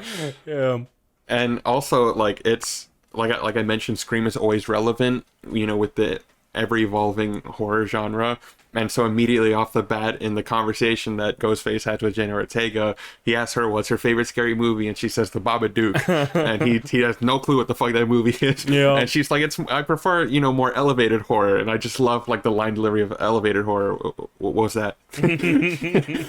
Bro only knows how to stab people. Yeah, after that scene, I put the Babadook on my watch list. I've never seen it. Yeah. I've never seen it either, but I gotta watch it. Yeah. But yeah, no, so it immediately brings itself to like, okay, so yeah, elevated horror and like that whole concept of these newer scary movies. There are no slashers anymore, not really. Mm-hmm. And so, Ghostface immediately goes back to basics with a big old knife in his hand. Absolutely. No, that's the thing, right? You're right. There aren't a lot of slashers, and if they are, they're like kind of masked in a different way, right? Yeah, Unless like it's Happy Death Day. Unless it's a legacy sequel like Halloween. Yeah, exactly. You know. Yeah. It's only really like Halloween, or you have the goofier ones like Freaky and Happy Death Day. Mm-hmm. Happy Death Day was great. I love Happy We Death really Day. gotta watch. We really gotta. What's the word? Talk about Happy Death Days 1 and 2. Some people Yeah. don't like 2. I like 2. It is what it is. I remember 2 being like weird, but in a good way. Mm-hmm. Because Very they went much like so. full multiverse and shit, and I was like, okay. Fuck it. Let's go. You know Yeah. what I mean? Yeah. They're already doing time travel. I like Freaky as well. I don't know if you've seen that one. I but haven't thought seen that it. one was pretty fun as well. It's Freaky Friday, but slasher. So the main girl switches bodies with the killer. Mm-hmm. It's Vince Vaughn. Vince Vaughn is the killer. It's so fucking funny, dude. There's a line in the movie where these two, like the two best friend characters, are getting chased, and one of them says, "You're black, I'm gay, we're so done." Oh man! Oh well, that's on my watch list now. Yeah, it's the same director that did Happy Death Day, and so a $6 million budget. Man, you gotta love these lower budget horror films actually Yeah. pulling off like a decent, you know what I mean? Watch, you gotta Yeah. love it. and the director that did Happy Death Day, he was supposed to do Scream 7. They fumbled the bag with that. Damn. Unfortunately. I think he would have been great. Absolutely. You know, Yeah. I don't mind Radio Silence, which I know you don't Yeah. either. But yeah, that would Oh definitely, yeah, I love Radio Silence. that definitely would have been a cool new take on Scream 6, which we'll get into. Anyway, yeah. Scream 5. Yeah. First of all, the casting. Jenna Ortega and Melissa Barrera, they are great in their roles. And the dynamic between the two actors, they have multiple scenes where, for example, there were 2 scenes in particular where, Jenna Ortega's on the hospital bed and Melissa Barrera, was talking to her. One scene where she reveals her true intentions on leaving, and it was truly emotional. And I got a little choked up, you know what I mean? It was genuinely emotional, and that's something that I don't remember in the Scream movies, like, ever really happening, where it's like, damn, pobrecita, like, you felt fucking bad. It's like, oh, that's so real. Like, I don't remember a Scream film getting me emotional like that. So that's a point. And that's mainly because of the performances. You know what I mean? Those 2 were amazing. And, dude, they struck out with that deal for Jenna Ortega, I'm being honest. Didn't you mention that? It was, like, right before her ascension? Or was it James? Yeah, pretty much. Yeah. Because, like, people have seen Jenna Ortega in, like, You and stuff, but she was, like, a side character in that show. Right. And, Scream comes out, and it's just, it's another, like, it's another thing with Jenna Ortega. And then it wasn't until after this where they, you got Wednesday, and now she's in Beetlejuice, and she's this big household name that all of a sudden everybody knows. And so it's like when Scream 6 came out, and the fact that Jenna Ortega is still in it, it's like, yeah, they struck gold, because now they can sell the movie with Jenna Ortega. Gotta love it. Yeah. Whereas the big selling point for Scream 5 was, hey, look, Dewey, Gale, and Sydney are all coming back. Yeah, absolutely. Yeah. Which it's still it's definitely a good selling point. It is. Melissa Barrera, she doesn't get as much credit as Jenna Ortega, obviously because of the star status, but she was great in this one.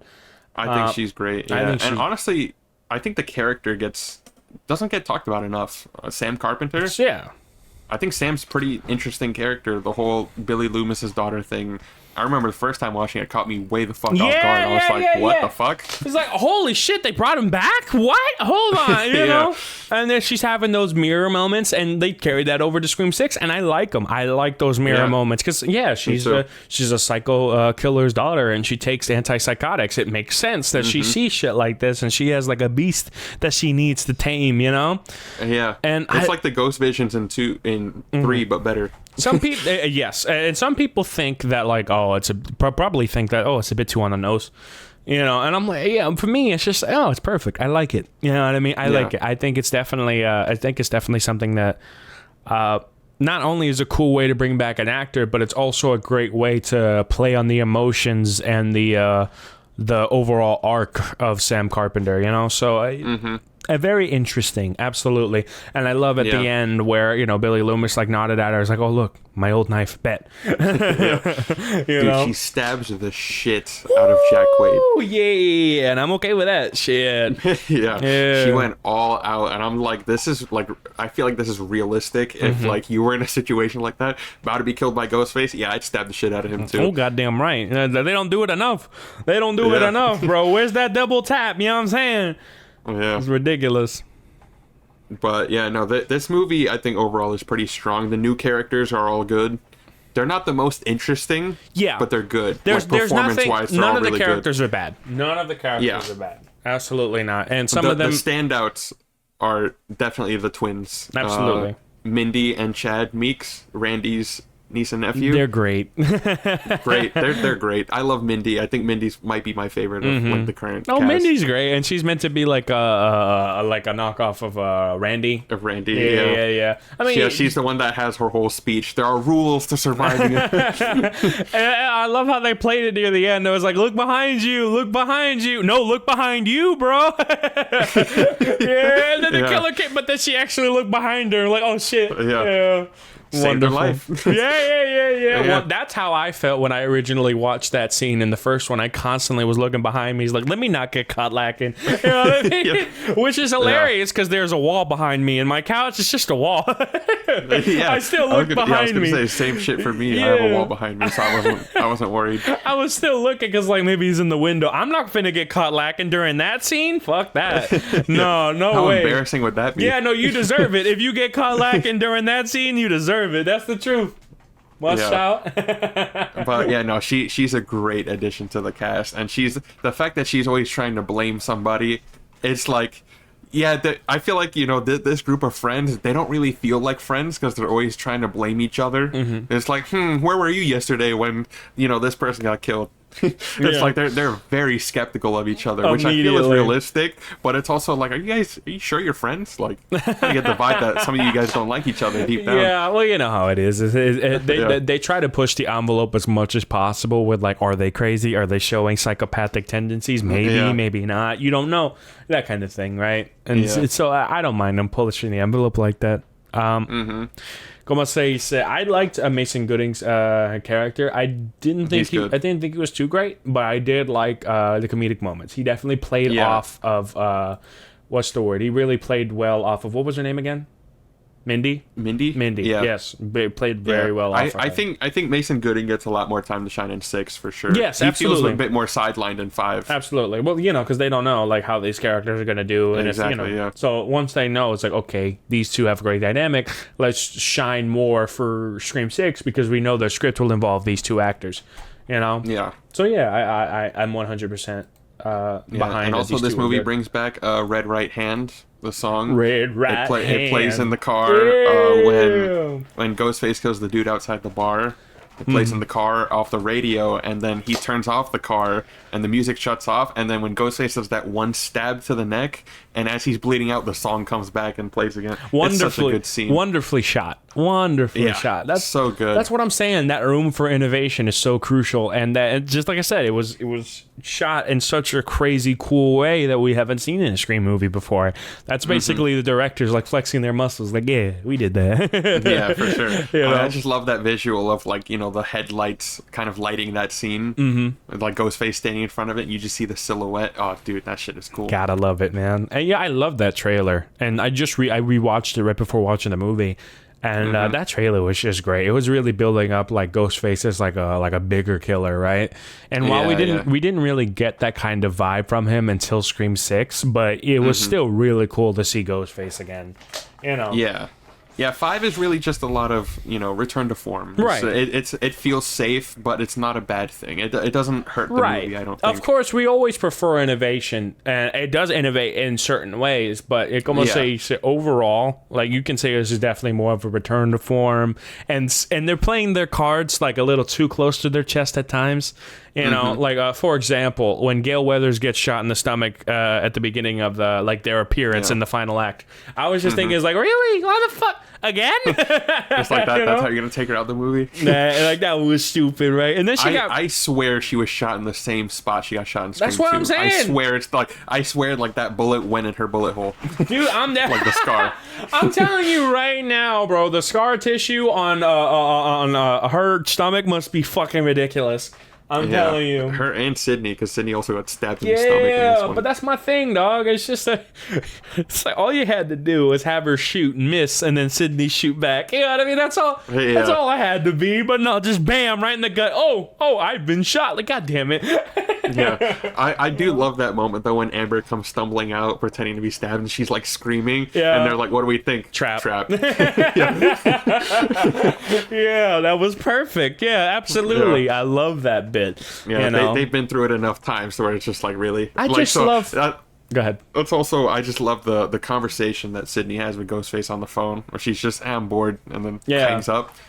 No, wait. And then she shoots. No, wait. And then she shoots straight through the door and hits the actual killer. She just didn't know. Jesus Christ. What's funny is that she like pretty much thinks of everybody in that group as expendable because she doesn't know care. Any of them. Yeah, so it's like I don't give a shit. Like I know that those two aren't the killers. That's it. That's all I know. You know. Yeah. Especially because they fucking killed Dewey. He's like these fucking bastards. Yeah. Oh yeah. Fuck Dewey's death is it really was a shock factor. I mean that's why they did it, and it did increase the stakes, but it didn't need to happen, I don't think. You know, man, let me tell you something right now, man. If I was in the director's chair, right? If I had to sit there with my legs crossed and my arms up like Scorsese himself. You know what I would have done? I told Squito this earlier, but I'll tell you here.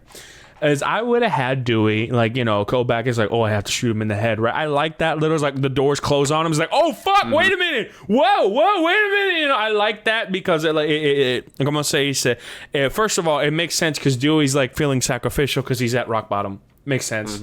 And he goes over and he tries to shoot the Ghostface killer, and, of course, she gets in the way. She stops it, and then she stabs him. What I don't like is that Dewey was just killed off and that's it. What I would have preferred is if Dewey got stabbed and it's like he said something stupid. Now, this isn't the line I would write, but it's something along these lines. I still have my gun in my hand, right? Bam, shoots him in the head and they both die. That's what I would have seen. Some shit like that where if we have to kill off Dewey, let's say David Arquette doesn't want to do this anymore. Some shit. If we have to kill off Dewey, like let's use this, right? Dewey needs to die in a fucking badass way, and that's what that's got to be. I did like the imagery of him being stabbed in both sides, and then him being on the ground covered in blood. I like that imagery. The cinematography has never been an issue. This film is very well shot. Absolutely. It's just the fact that they killed Dewey. If they had to do it, I would have done it to where he killed a Ghostface before the end of the film, because we've never seen that before. Yeah, we haven't. You know? It would have been cool. It's like, oh, yeah, she's the killer, and shit is still happening. So it's like, oh, okay, how do we, okay, what are we doing now? There's another one, right? But also, it's a thing of, like, and this is pretty much with every Scream movie, and this is why I separate Ghostface from, like, the actual revealed killers, is that, Amber's the one that's revealed to have killed Dewey, and it's like, you're telling me this scrawny 5'3" girl is the one that killed Dewey? Absolutely not. Amber Freeman did not overpower nothing. She did. Maybe she killed the cop, maybe, but like what? In like her full costume? How did she sneak up on? Yeah, exactly. Yeah, of course, we don't have to think about that too much. It's a movie. I understand, but at the end of the day, this is a big character, and we want Dewey's death to feel justified. And while it did raise the stakes, it didn't raise them that high. It was just a really cool, well-shot moment, and I love Dewey's character in this one. I just feel like his death it didn't feel like it made too much sense, So what I do love about his death is, you know, again, the visual of Ghostface with the two knives and then the bulletproof vest, because like the costume's a bit open. Right. And then I also just love the line, "It's an honor." It's an honor, yeah. As he's killing Dewey. Like, it's such a good line, and the delivery is perfect. That is a great line. It's Dewey. He's a legacy character. Dude, so that it's entire sequence in the hospital was great. Like, I love the lights. For sure. I love Ghostface coming in and fucking up Jack Quaid. You know, that the kind voice of thing. changer in the mask. Yeah, that's a good addition. Absolutely. You know what I mean? And it's just that little thing at the end where I feel like Dewey could have done more. That's it. Mm-hmm. You know? Yeah. But it's still such a great scene absolutely. and a great movie. Como se dice? And one thing I want to add, como se dice, to Dewey's in general. First of all, David Arquette. Like, this is the best Dewey we've ever seen, period. Like, for sure. For me. Because he is at rock bottom, and you see that with the liquor bottles all over the counter. The attention to detail to the set design is really what sets this movie apart from, like, all the others except really the original, you know? Yeah. And that's because of the set design here. They have all the liquor around. He sits down to eat whatever the fuck, and he has a drink right in the morning. And he opens the channel, and what is he? First thing that he sees is Gale Weathers. Like, that entire sequence was great. And then afterwards, and he smiles. Yeah, I felt so bad for him. Yeah, bro. Like, damn. Literally me. And then afterwards, when he finds out that Ghostface is back, he calls Sydney. He's like, "Okay, you should tell Gale." All right, bet.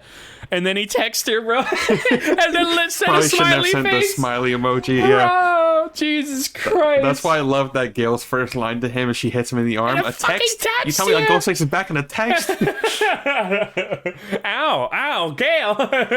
Yeah. Oh, also, man. I just love his conversation with Sydney on the phone. Because, you know, you think, if you haven't seen the trailer, you would think that it's just a cameo. Because it's like, okay, she's not in Woodsboro. She's far away from all this shit. But it's still such a good conversation. It's so genuinely like, emotional. Because, like, you know, they're family, you know, but... Mm-hmm, for sure. Poor and Dewey. it, like, you know, she asked him, like, "Oh, how's Gail?" And he's like, "I haven't spoken to her in about 2 years." And it's like, I know things haven't ended well between you two. It's like, it just... God, it just hits you in the feels. It's so good. It's something with Scream 5 that, like, they really made me appreciate the characters, the music. Like, it made me appreciate, like, the other films more, which is crazy. Yeah. You know, because it's like I texted you while rewatching. It's crazy that Scream 5 made me feel nostalgic for a movie I rewatched a week ago. Yeah, man, it's real, and you gotta love the fact that, once again, the directors, the people behind the scenes have so much passion for this franchise, and it burns through that screen so well. You feel it with every shot, with every sequence, with every homage that they're just trying to do right by Wes Craven. And while it's not perfect, and some people might rate it as being too derivative, for me, once again, that level of fan service hasn't really been too much of an issue because there's genuine passion behind the product. So it's never felt like a ripoff. It feels like an homage. Yeah, and even then, you know, this movie makes fun of itself. You know, you can tell that Radio Silence are like, yeah, we know people love Scream and that this one's risky to make. Yeah. But, you know, we're going to do it anyway. And so, you know, you have that line where Mindy's telling him, you know, to some people, the original is their favorite thing in the world. And then you also have when, you know, after the whole requel thing, when Sam is just, are you telling me I'm caught in some fan fucking fiction? Yeah. Oh, man. Because that's how some people would definitely see these movies. Oh, it's just a Scream fan fiction. It's like, yeah, to an extent. You know? To an extent, yeah, of course. But at the end of the day, it's like, but it's good. You know what I mean? Yeah. The thing with a lot of fan fiction is that they tend to contrive the lore a lot, and they try to add so much of, like, their own agenda without, like, properly building from the previous film, you know? Yeah. And so that's why it's kind of fan fiction, because it's kind of amateurish. You feel that. With Scream, it doesn't feel amateurish. It feels like two guys who are really good at what they do, who love the original films, you know, doing their own take of it. And you can really feel that in Scream 6. It's basically them like, okay, we've done our homage. Yeah. Now we're going to take this franchise and make it ours. Right. Like that. That's how Scream 6 And they did it great, you know? So, come on, say, you said there's more here. What's the word? I really like Huey. I really like Huey. Jack Quaid's character, Richie Kirsch. I love his character. Yeah, never seen Stab. Like So literally, you never seen Stab. Sounds like Halloween. yeah, bro. No, literally the first fucking like shot of Jack Quaid when he walks in, I'm like, okay, he's the killer. Yeah, Yeah. because just like how I mentioned in Scream 4 with Kirby, is like all that charisma. I thought Kirby was the killer because you can't just put that charisma in a side character that dies. You know what I mean? Like that, exactly. you can't. You have to put her as the main villain, and somehow they were able to put Emma Roberts, and she did really good. So I'm like, okay, touche, right? Yeah. But you know, como se dice. But in this one, immediately I'm like, okay, they're not gonna pull a Kirby. He's the killer, and I was right. You know what I mean? Yeah. Dewey got it, right off the bat. Yeah, How absolutely. long have you known him? 6 months? Never trust a love interest. Yeah. And throughout the entire film, like he's trying to beat that, but it's like, no, dude, we know it's you. Yeah. Come on now, come on. And I feel like even the movie kind of knew, like with Jack Quaid, because the first thing he says when he's revealed is, I know, it sucks, it's me. And it's like, yeah, because now we're not going to get you in the sequel, bro. Damn it. Yeah, that's real, dog. I'm telling you, his charisma is unmatched. You know what I mean? I really felt that, what's the word? Jack Quaid himself is just great, and his charisma can be off the charts when you give him the right material, and that's what this was. He had great material, and dude, I love He played both versions very well of Richie. Killer Richie and nice guy. Absolutely, because he felt like the only person who was like a realist is like, I don't want to fucking get murdered, so let's leave the murder hospital, all right, before it's perfect, right? And como se dice, I love the reveal. I love the fact that him and Amber Freeman met on fucking on the Stab subreddit. Like, fuck off. It's so stupid, Honestly, the Jack Quaid's was a bit more obvious. Amber, when watching the movie the first time, I did not clock at all, and her reveal is fucking It's amazing. very sudden. Watching it in Dolby, it was literally a jump scare. That gunshot, it's so fucking loud. Seeing it in the theater, and so it's just like, I swear I'm not the killer. Pulls out the gun, shoots Liv in the face, and was, I know, it's me. Welcome to Act 3. Like, dude, that shit was perfect. I was like, what the fuck? I wasn't 100% on her, but I kind of knew, like, I wasn't 100%, but I pretty much presumed it was her because of the actor. Like, I could just, I just knew that, like, that actor is like, she's done stuff like this in the past, where it's like, if anyone can play like a crazy bitch, it's her. So it's like, all right, let's use her. You know what I mean? I forget exactly what I saw her in. Maybe it was Once Upon a Time in Hollywood. I'm looking at her filmography. Yeah.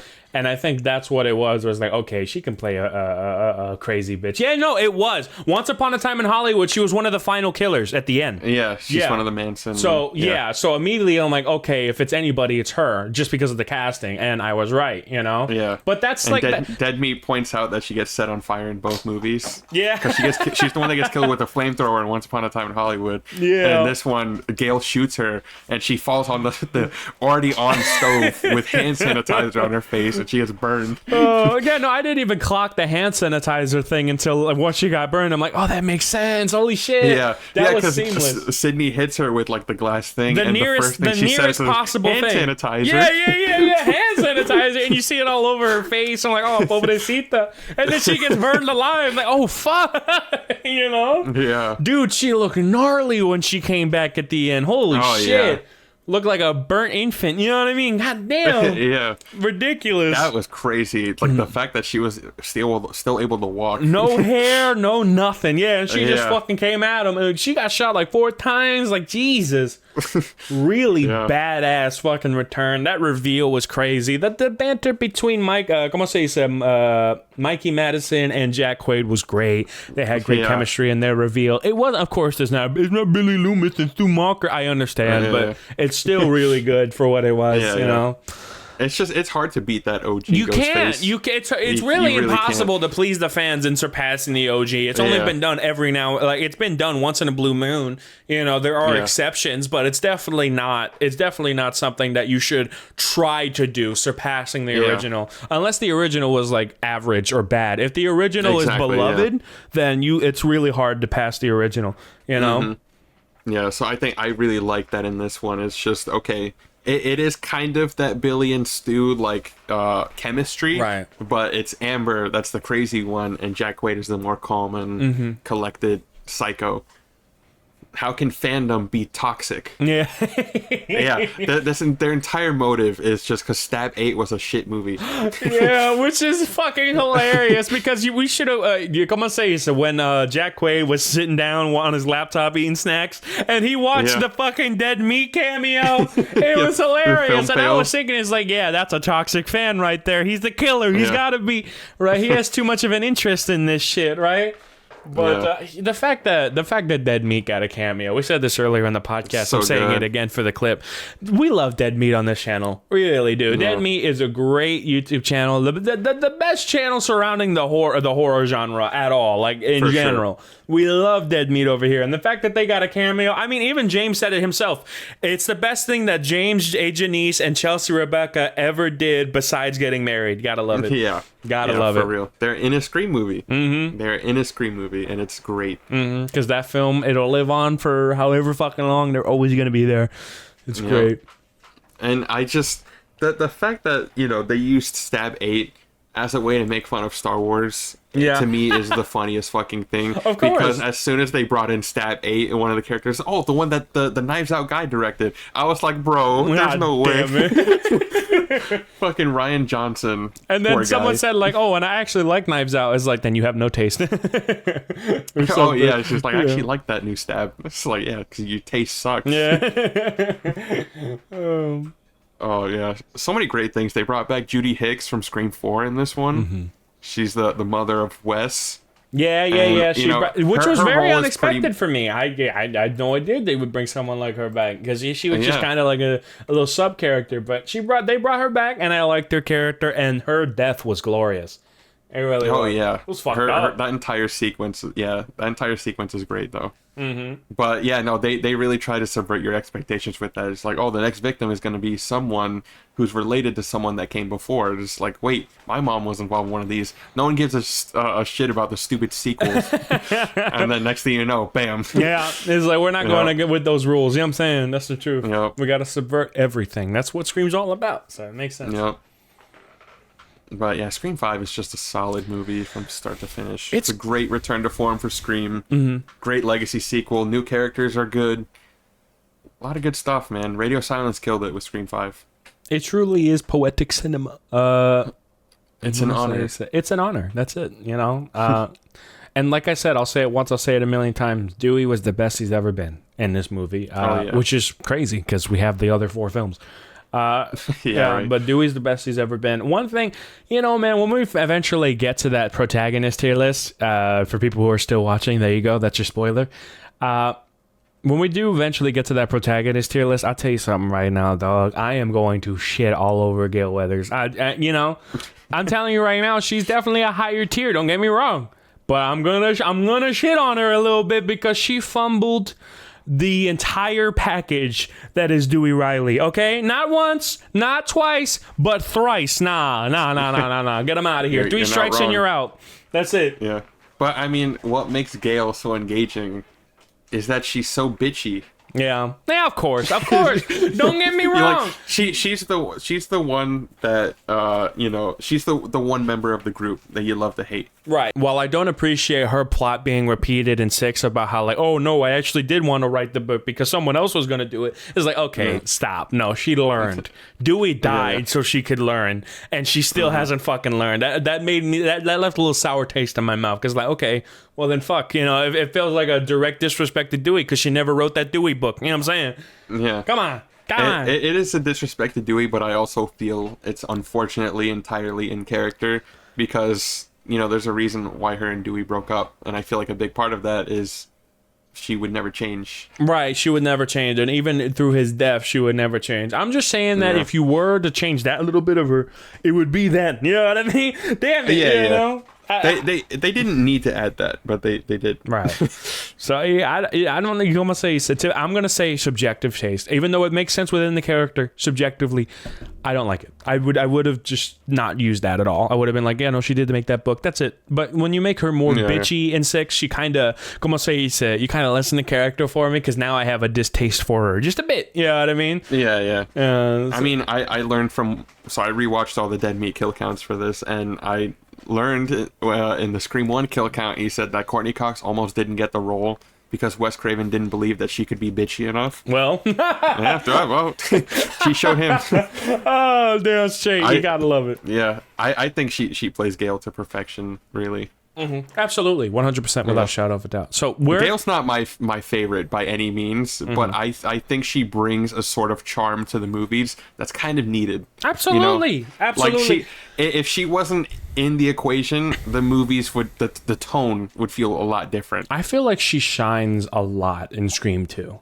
Like, oh yeah, I think it's mainly yeah. you can go with like her look, but then it's not just her look, but it's also her dynamic with Dewey. And just how you can't help but to love her, right? That kind of thing. Exactly, yeah. So I think she shined really well in 2, and I think that's probably where I remember her the most. Like besides the original, obviously, but besides the original, I think she shines the most in 2 for me. Yeah, and she also just plays a big part in solving the mysteries as a whole. 'Cause Absolutely, she does it a lot. She did it in 6, but we'll get to that. Yeah. Where do you believe Scream 5 should be on the list? I'm sure there's more we haven't talked about. We'll get to that with the other podcasts that we do on this series because we got 3 more coming up. But right now, where would Scream 5 be? I think right now, based on what we have here, it's got to be A. Yeah. Because I think Scream 5, it's right up there with 4. I think 4 is a stronger movie as a whole, but again, it's really just 5 is paying homage. So it can feel a little derivative, especially when rewatching the franchise, all these movies back to back. But speaking from the perspective of a Scream fan, me being biased, it's S. Yeah. But it's not S. yeah, for the rating that we put together, I'd say A is Yeah. fair as well. Absolutely. Yeah. Scream 6, released in late 2023, was it? Early 2023. Early, that's crazy. Yeah, because Scream 5 was a January release, which that's another thing that made people skeptical. It's like, releasing in January? Shit might not be good. Turned out to be pretty good. And then Scream 6 was released in March the following year, which March is a weird release date for this movie because it takes place on Halloween. Why not save it for October? Yeah, absolutely. I don't, probably because these studios do it in a way where it's like, okay, we can make this amount of money. We know Scream is going to do good. People will go out to see Scream. And so it's like, January is a slow month. Let's bump it up with this, Yeah. They probably decided that way, or if it's not that way, it's okay, this is a big risk. People might not want to see it, so let's just put it in January regardless. And if it does well, good, we'll change it, But, y como se dice, Scream 6 as a whole, for me, I like it a lot. It's solid. But there are some parts that really drag it down, but there's way more positive than negative. So, Yeah. first of all, the return of Radio Silence as the directors, I am grateful that they came back. And while we have talked about how they did fumble the bag on the Happy Death Day director, Radio Silence is still a solid directorial team to bring in for another Scream sequel. For sure. and I love that they took the reins more on this one. Absolutely. It was because they did their homage in 5. Now it's okay, how do we set ourselves different? And how do we leave our mark on this franchise? Absolutely, and I think they did do that because first of all, they changed the setting, which is New York. Which is a massive, like, first of all, it's a very ballsy move, but it's also a very strong move, because to be honest, we love Woodsboro. Don't get me wrong, we love Woodsboro. But it's such an interesting concept to bring a psycho killer or a slasher film into a very populated area. Look at Jason Takes Manhattan. You know what I mean? I mean, they marketed the entire film on, Jason, but in New York, except he's only in it for like the last 20 minutes. Yeah. And Scream 6 is like, no, it's New York. Yeah, we're in New York. They didn't film in Newark, but, for the movie, that's the simulation. Yeah. So, talk about I think the best way to start talking about Scream 6 is the intro sequence. How do you feel about the intro sequence? I love the intro sequence because, okay, first of all, we talk about this movie as Radio Silence leaving their mark. What way to leave their mark than having Samara Weaving Absolutely be the opening kill? Like immediately you're like, this is Radio Silence. Jesus. Yeah. Yeah. It's like they love working with her in Ready or Not. Gotta bring her back for Scream. Apparently they wanted to bring her back in Scream 5, but they couldn't, scheduling conflicts. Makes sense. Samara Weaving is a very busy individual. She's got 12 pending projects. It's ridiculous. Oh yeah, good for her. Yeah, of Love to course. see She's it. getting She's great work. People always try to compare, like, oh, well, she's not as popular as a Margot Robbie, whatever. She's very successful. Okay, Yeah, she may not be fucking A-list celebrities. She's very successful. Okay, Yeah. So let's just put that out there right now. Cálmate. Yeah, one thing I love about her is that she's really stayed within the horror genre. And, you know, I feel like maybe some people would see that as a bad thing, but no, like, she's great in horror projects. She And sticks they're to very her creative and strengths, and fun. she understands where her audience is. Yeah. Exactly. And so, you know, she's played the killer and she's played a final girl in many different movies. So it's good to see her in this one because I feel like she is a good modern day Scream Queen to have be your opening kill for Absolutely. Scream 6. And just the whole, like, sequence is great because she's talking on the phone and it's not the Ghostface voice, it's just a normal guy that she's gonna meet at the bar for a date, an online date. They met on a dating app, I guess. And it's just a great, like, it's a great, like, something to differentiate the movie from the other ones, is that it's not immediately a Ghostface call. Bro, she got fucking catfished hard, bro. Oh, Because dude, once that killer unfortunately. reveals his face, is like, yeah, he did not use his face for that profile picture. No way. I'm Yeah. sorry. You know, no disrespect to the actor. It's just you're a nerdy character going for Samara Weaving, which was rocking the fuck out of that yellow dress. You know what I'm saying? Like, nah. For real. Nah, I'm sorry. This is definitely, she got catfished. No way. You know? And she's a Yeah. professor. Not only is she hot, she's enlightened, bro. Nah.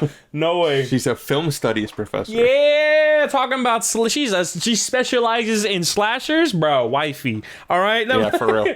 Sorry, I couldn't have asked for something better. I had to get misogynistic. My bad, y'all. Continue. But yeah, no, they have this whole conversation. It, of course, leads into scary movies, but really it's a thing of he can't find the bar because there's no name on the outside. So she's trying to help him, and then so it's just like, oh, what does the outside look like? And she's like, red, I think. Let me go check. So she goes outside to check. And yep, it's definitely red. Yep. And so it's the whole thing where, you know, he's trying to find his way, but he's lost. And then, oh, there's an alleyway I can cut through. And then it's the exact alleyway she's looking at, but she doesn't see him. And it's a great thing because, you know, she walks into the alley, maybe seeing if she can find him. And then the Ghostface voice comes in. And it's immediately just like, you're a film professor for scary movies, and yet you still walked into a dark alley all alone. Oh yeah. And it's like, oh shit. She fucked up. I'm surprised she didn't see that fucking the ghost face in the darkness. I felt like she saw it, that she got jump scared and just forgot. You know? Yeah, I think that's exactly what it is. What because happened? I'm like, how do you not see the Yeah, bro. silhouette of the Ghostface costume right Like there? I said, it looked like she saw him, but then she got Yeah. scared and it's like, I must be seeing. It must have been the wind, like a fucking NPC. Yeah, she went full NPC. I mean, that's honestly how I imagine New York to be most of the time. Bro, that's real. And Yeah, and then she gets stabbed by murderized, Ghostface. murderized, you know. And then Yeah. what's crazy is once again they find a way to subvert your expectations. The Ghostface Yep. immediately reveals himself, you know. Yep. Because usually when they do that final cut, bam, title card. Yeah. And in this one, now I see red, and he cuts her, and then the shot just lingers. But if you let the camera roll just a little longer, If you let the camera roll just a little longer. Jack Nicholson was behind that camera. Let's be honest, y'all. Yeah. And then I take off my mask to reveal I'm the killer. But if you leave the camera And then- on just a little longer, Yeah. You can see that I'm a college student with Tara from the last movie.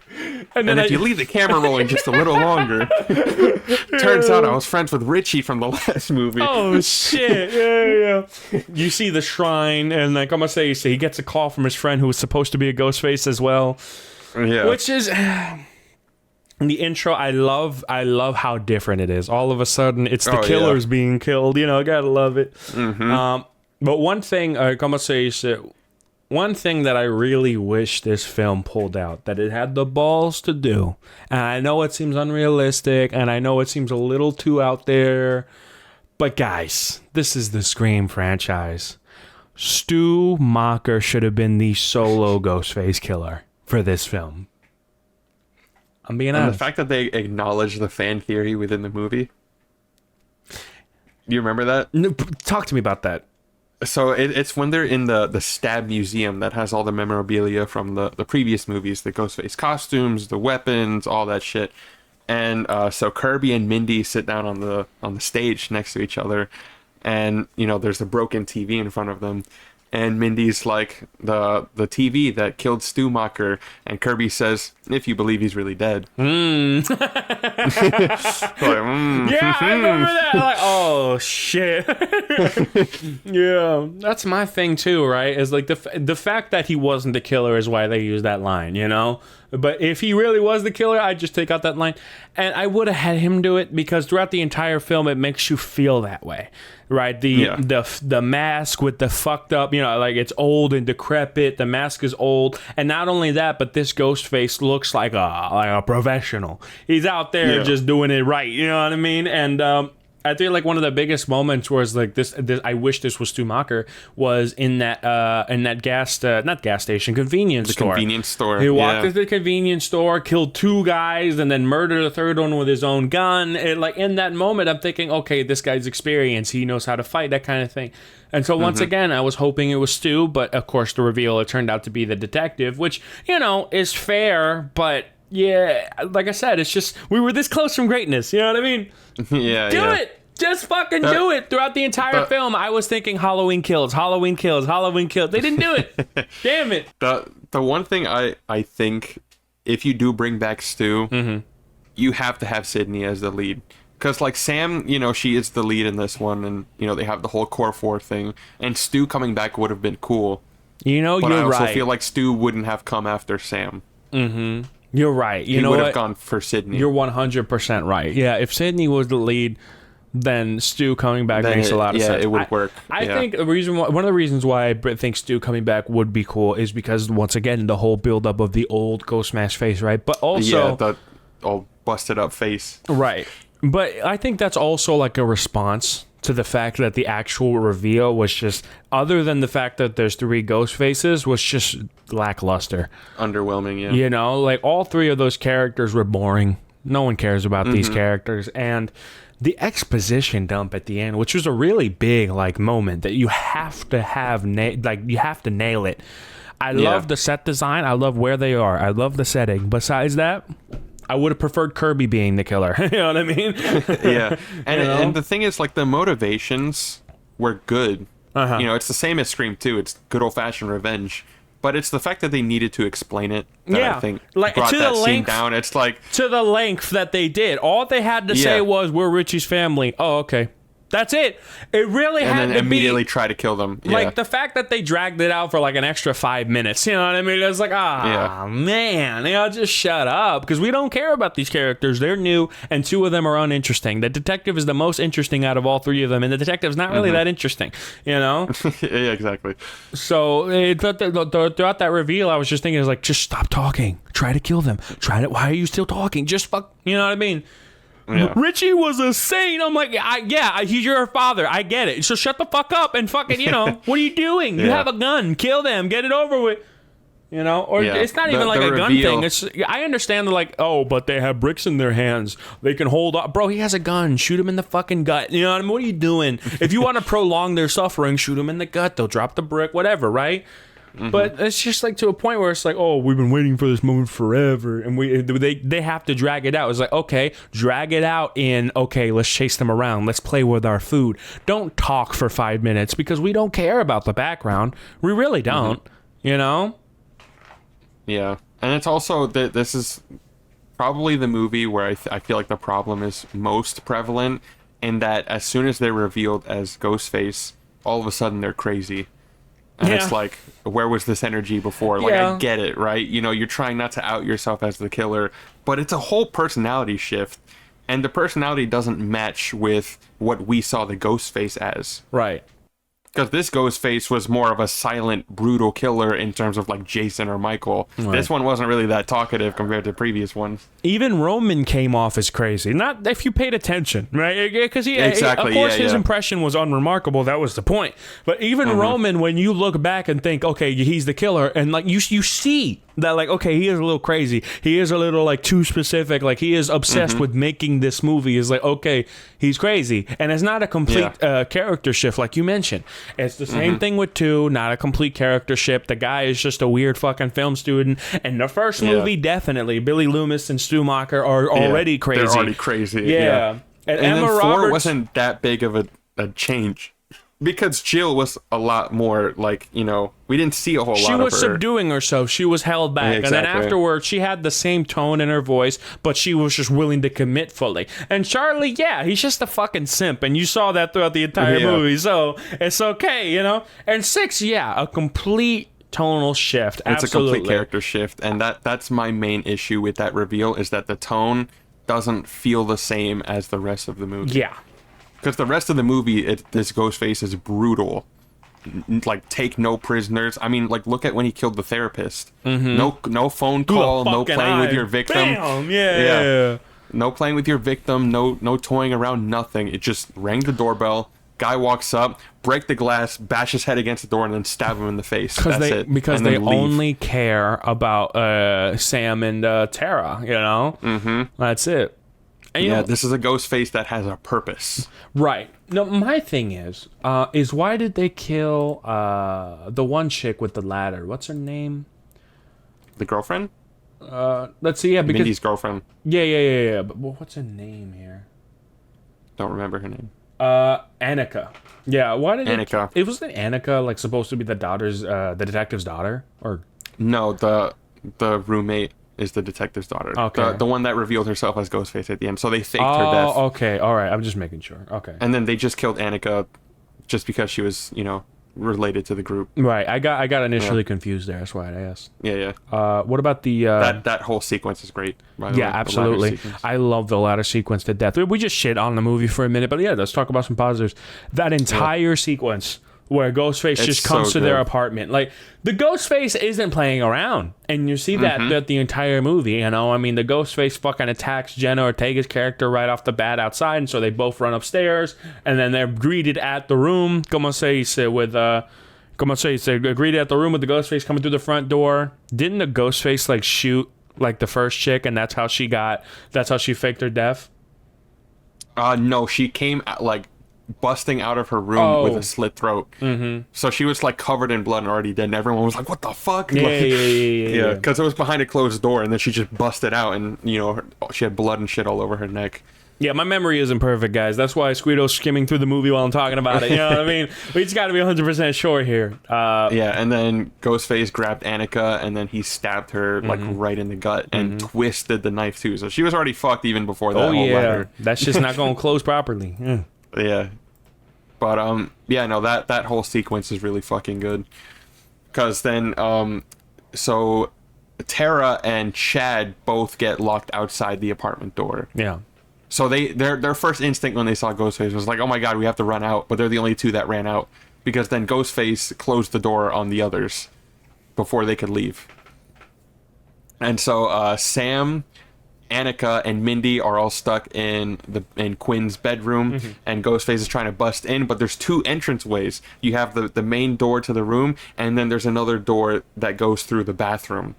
And so, you know, Sam is trying to hold that door closed, and when she realizes that Ghostface is no longer struggling, she tells Mindy, the bathroom, get it. And so Mindy goes, she sees a dead guy in the bathtub, and she's like, oh fuck, he's dead. And then Ghostface pops out, trying to enter from the other side. So this Ghostface is just merciless. Absolutely, goes in there, tries to attack her again, kicking the door and stabbing shit, and he's really like trying to get them. He breaks the lock.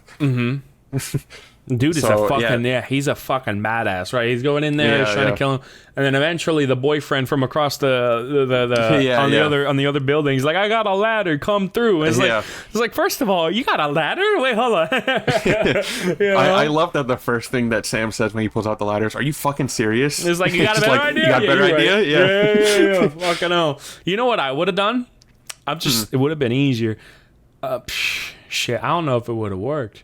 You think? Because that was like a hook ladder.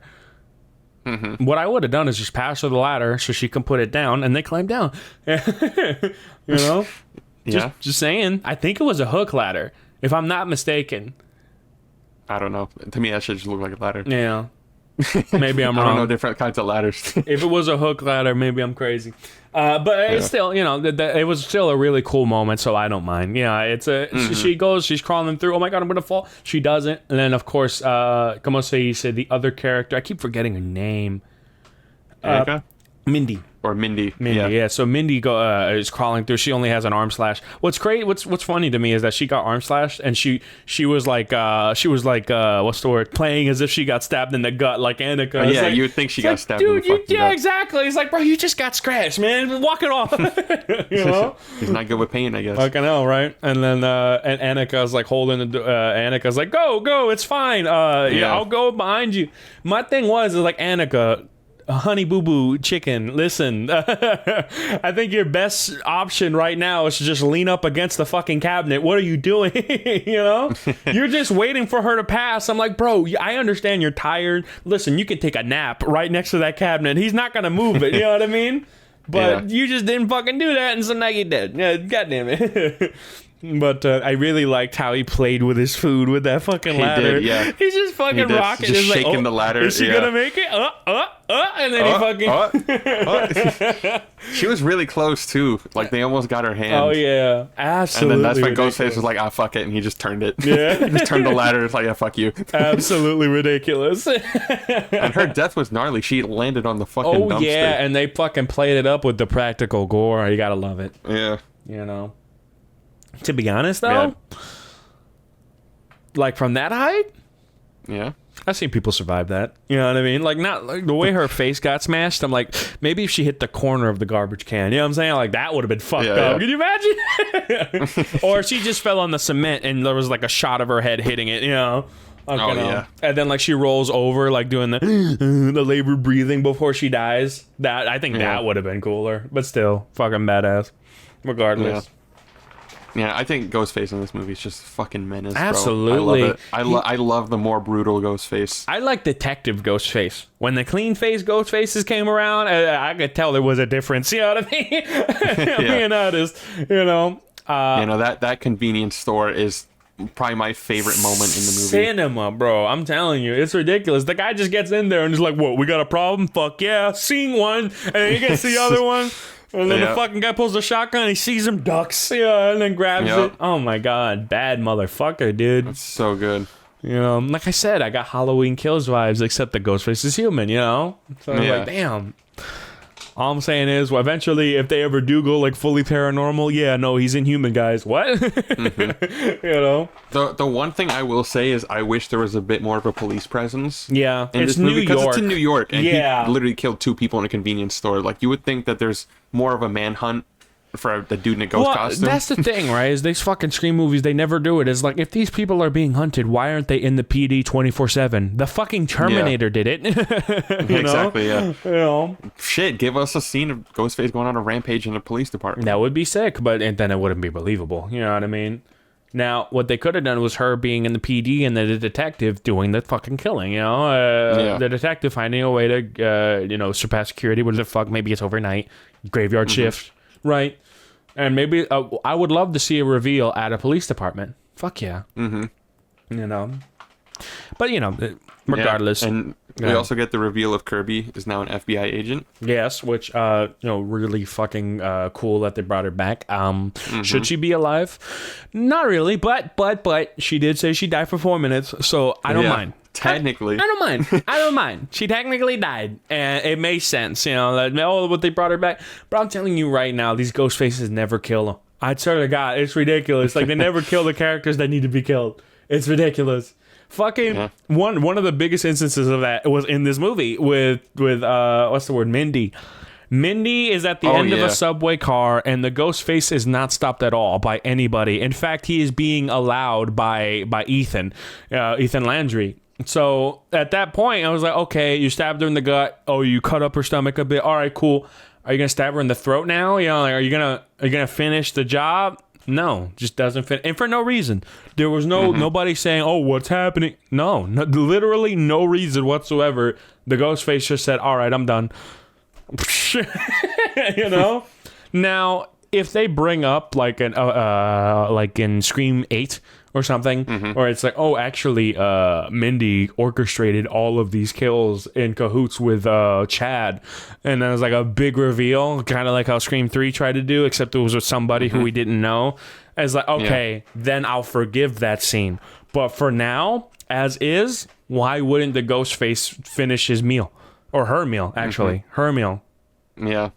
Let's just chalk it up to a woman moment, I guess. This was said by Squeedo.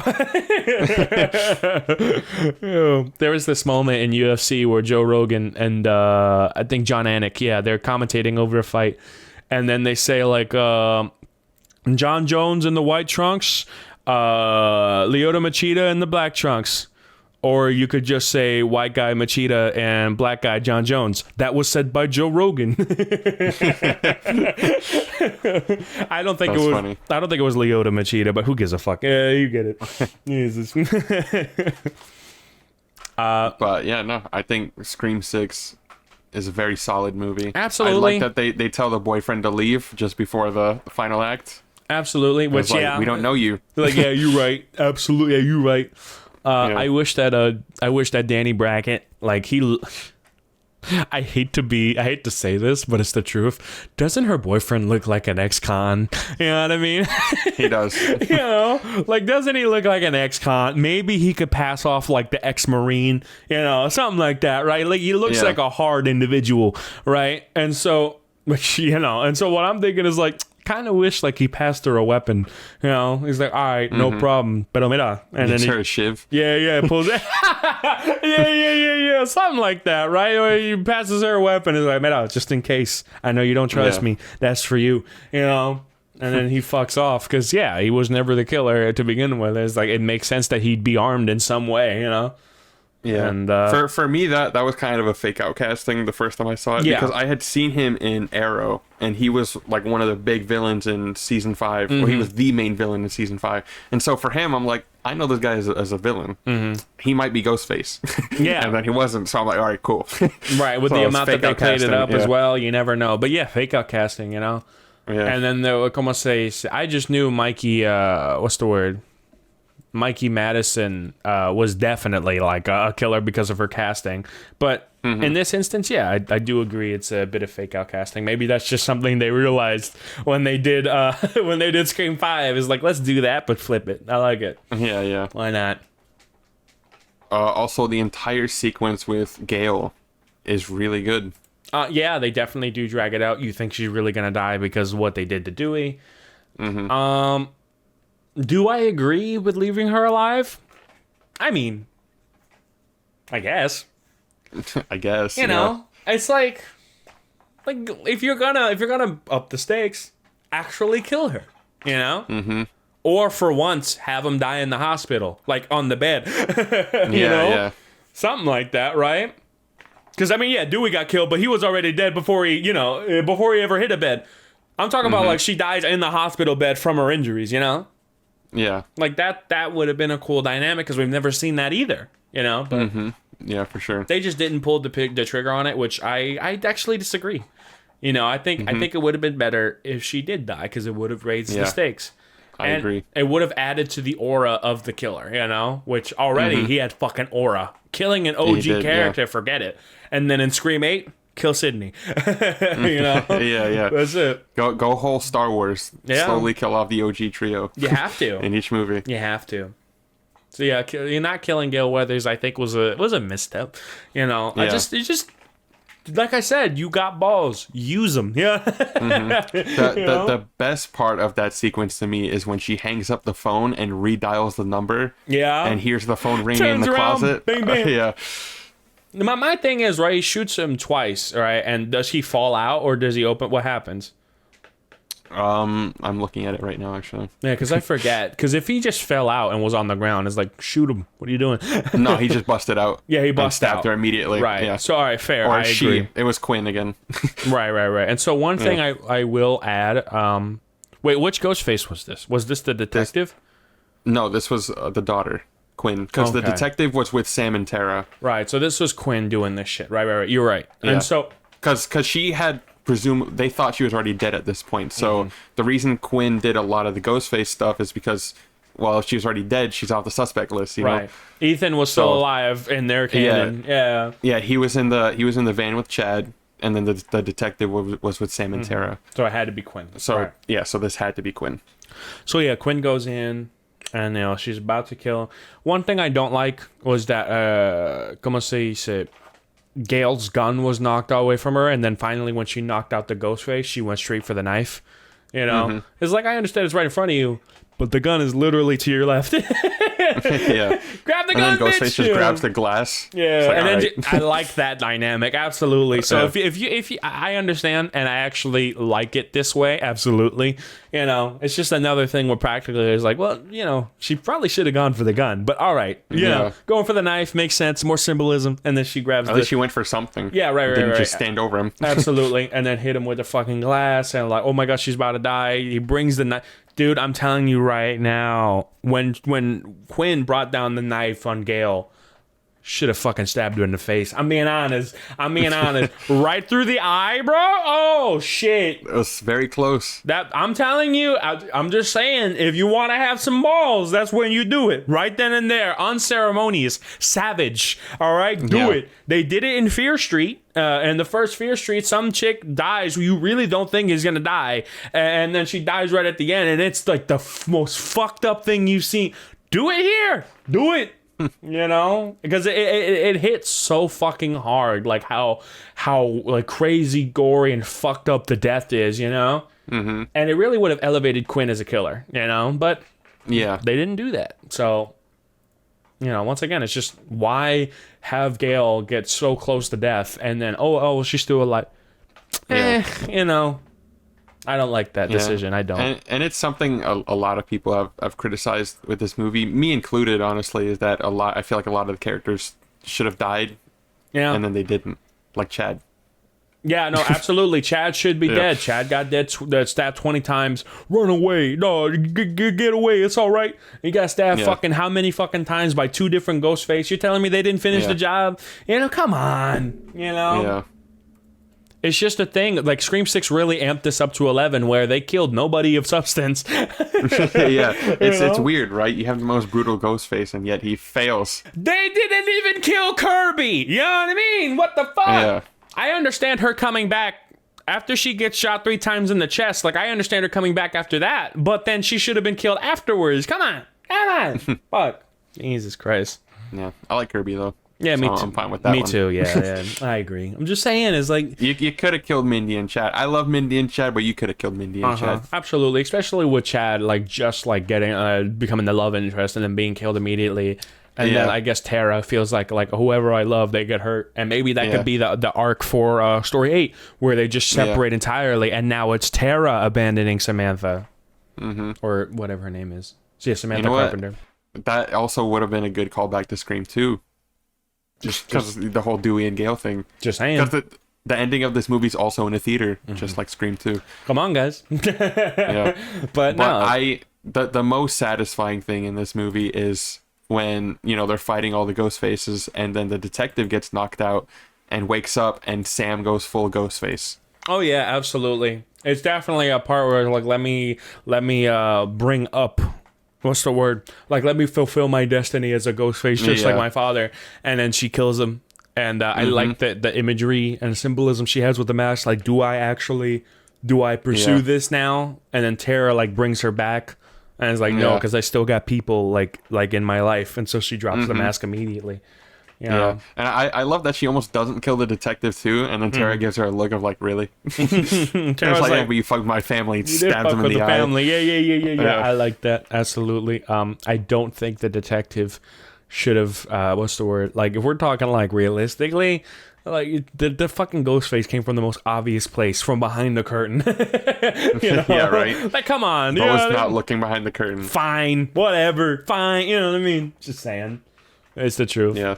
But also ending the movie with Red Right Hand. Of course. I love that choice. As you should. I just I just really wish and one other thing I did want to point out, they really forced the core 4 thing. And I'm not talking about like that they're not good characters. They are. I'm saying that the fact that they had to say it. Yeah, we're the core 4. Oh man. You know what I mean? Like for me it was they are already, I called them the core four, like, before that scene happened. And then they said it. I'm like, okay, well, now I don't want to call you the core four. You do not say in the script what the audience is supposed to be feeling. You don't. You just don't. Yeah. The audience already knows that, and they've made that connection because of how close they are and the fact that they're the only four from the other film. It's just, it just makes sense. Don't say it, because then now it's like, okay, como se dice? Now it's like, okay, this is what we want you to feel, and people genuinely tend to rebel against it. It is what it is, you know. Yeah. And I feel like that's also what gave them plot armor. Yeah, like, that they're too. the core four, now they can't die. Yeah, that too. Because you know immediately, it's like, okay, well, we know Chad and Mindy aren't killers. Like, we knew that immediately. Yeah. Because they're from the original film, you know? It's like, okay, it wouldn't make a lot of sense. You know, what would their motivations be? It doesn't make a lot of sense. And especially how protective they were in Scream 5, you know?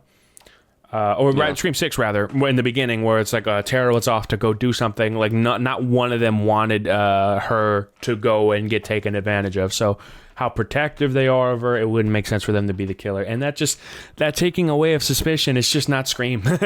You know? Yeah. It isn't, you know? So, Scream 6 overall was actually pretty good. I liked how they tried to diversify their portfolio a little bit. They really tried to be unique, and they succeeded in most cases. It was pretty welcome for the most part. Absolutely, and I love that shrine. Yeah, where it's just all the previous ghost faces and all of the evidence too. It's like, damn, this is a walking felony just in this fucking, really cool. Yeah. One thing I do want to, once again, it's what you mentioned, that lack of police presence is crazy. Like Kirby in New York. Yeah. Kirby, the lone FBI agent in a high profile serial killer murder case. Fuck off. You know? Yeah. Like, I'll give it to him for Woodsboro. It's like, all right, small town setting. Yeah, right. But when you're in New York, it doesn't make sense. Should got to be an active manhunt. There's an active serial killer in the streets. Ghostface killed 3 people in a convenience store, and this was an active situation. The 2 police officers showed up, and then, como se dice, the guy got off out the back, wasn't it?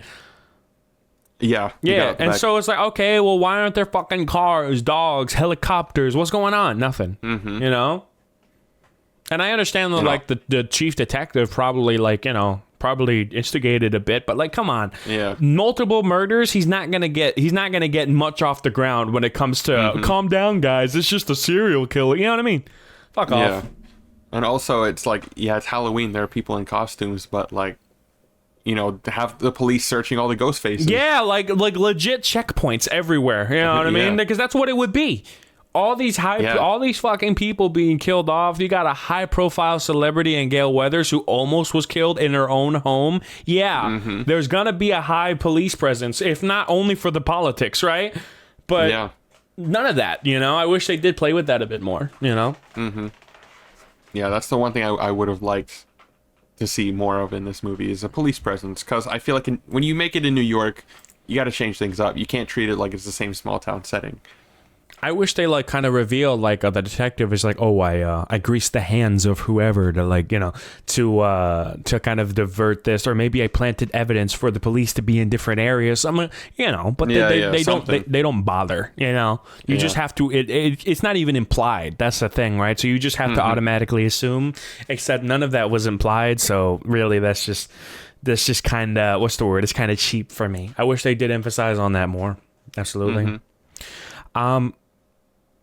What's the word? Anything else for this in particular?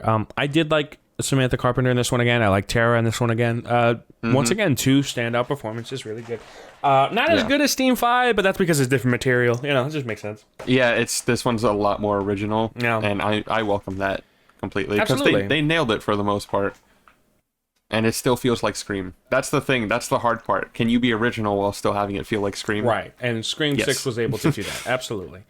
Yeah.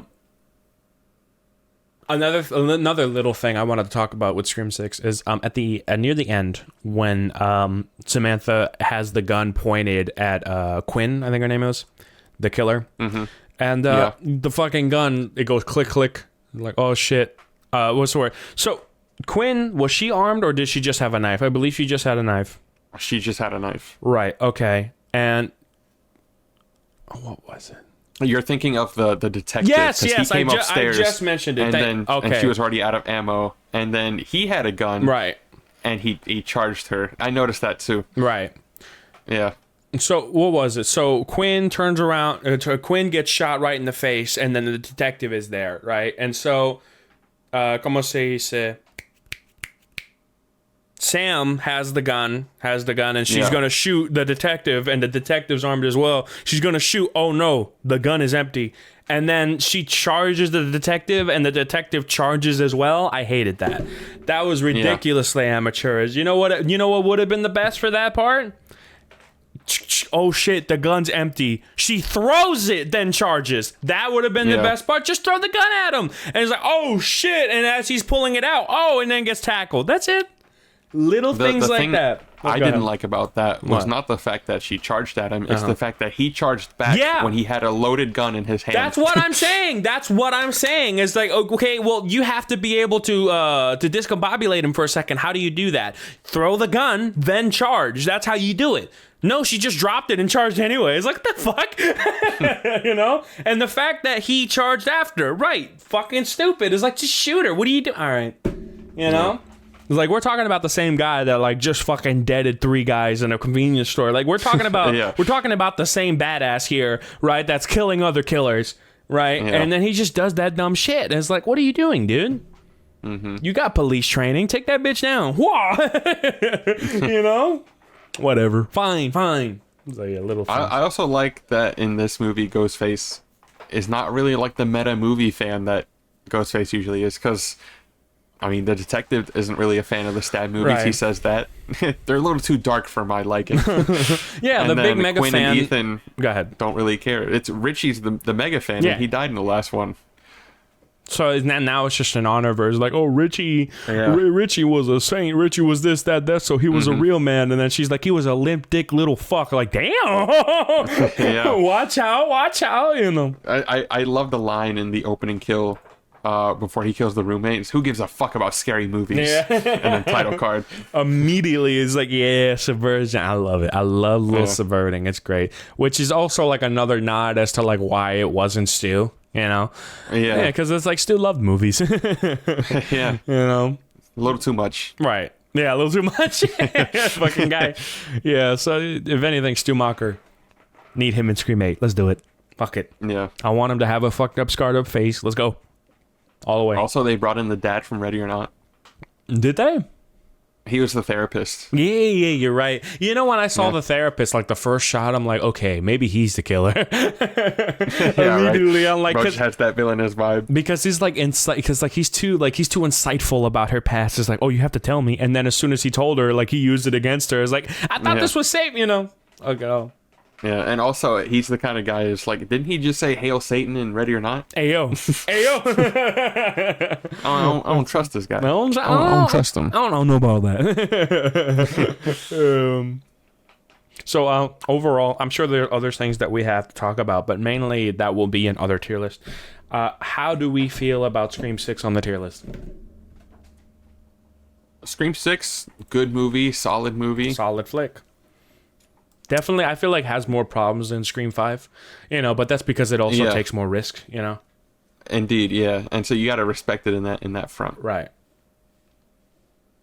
I'm comfortable with a B.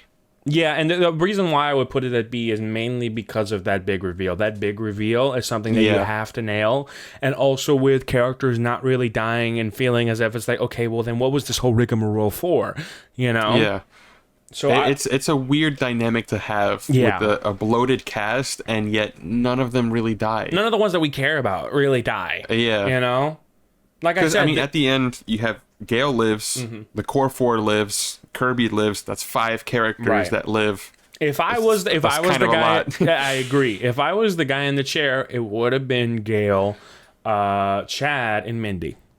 You know? Maybe Mindy survives, maybe. Right, but maybe because she's a good comedic relief, you know. Like I didn't want Randy to die in 2, so I probably would keep Mindy alive, but Chad definitely and Gale definitely, but they all survived. So it's like, okay, well, maybe Kirby.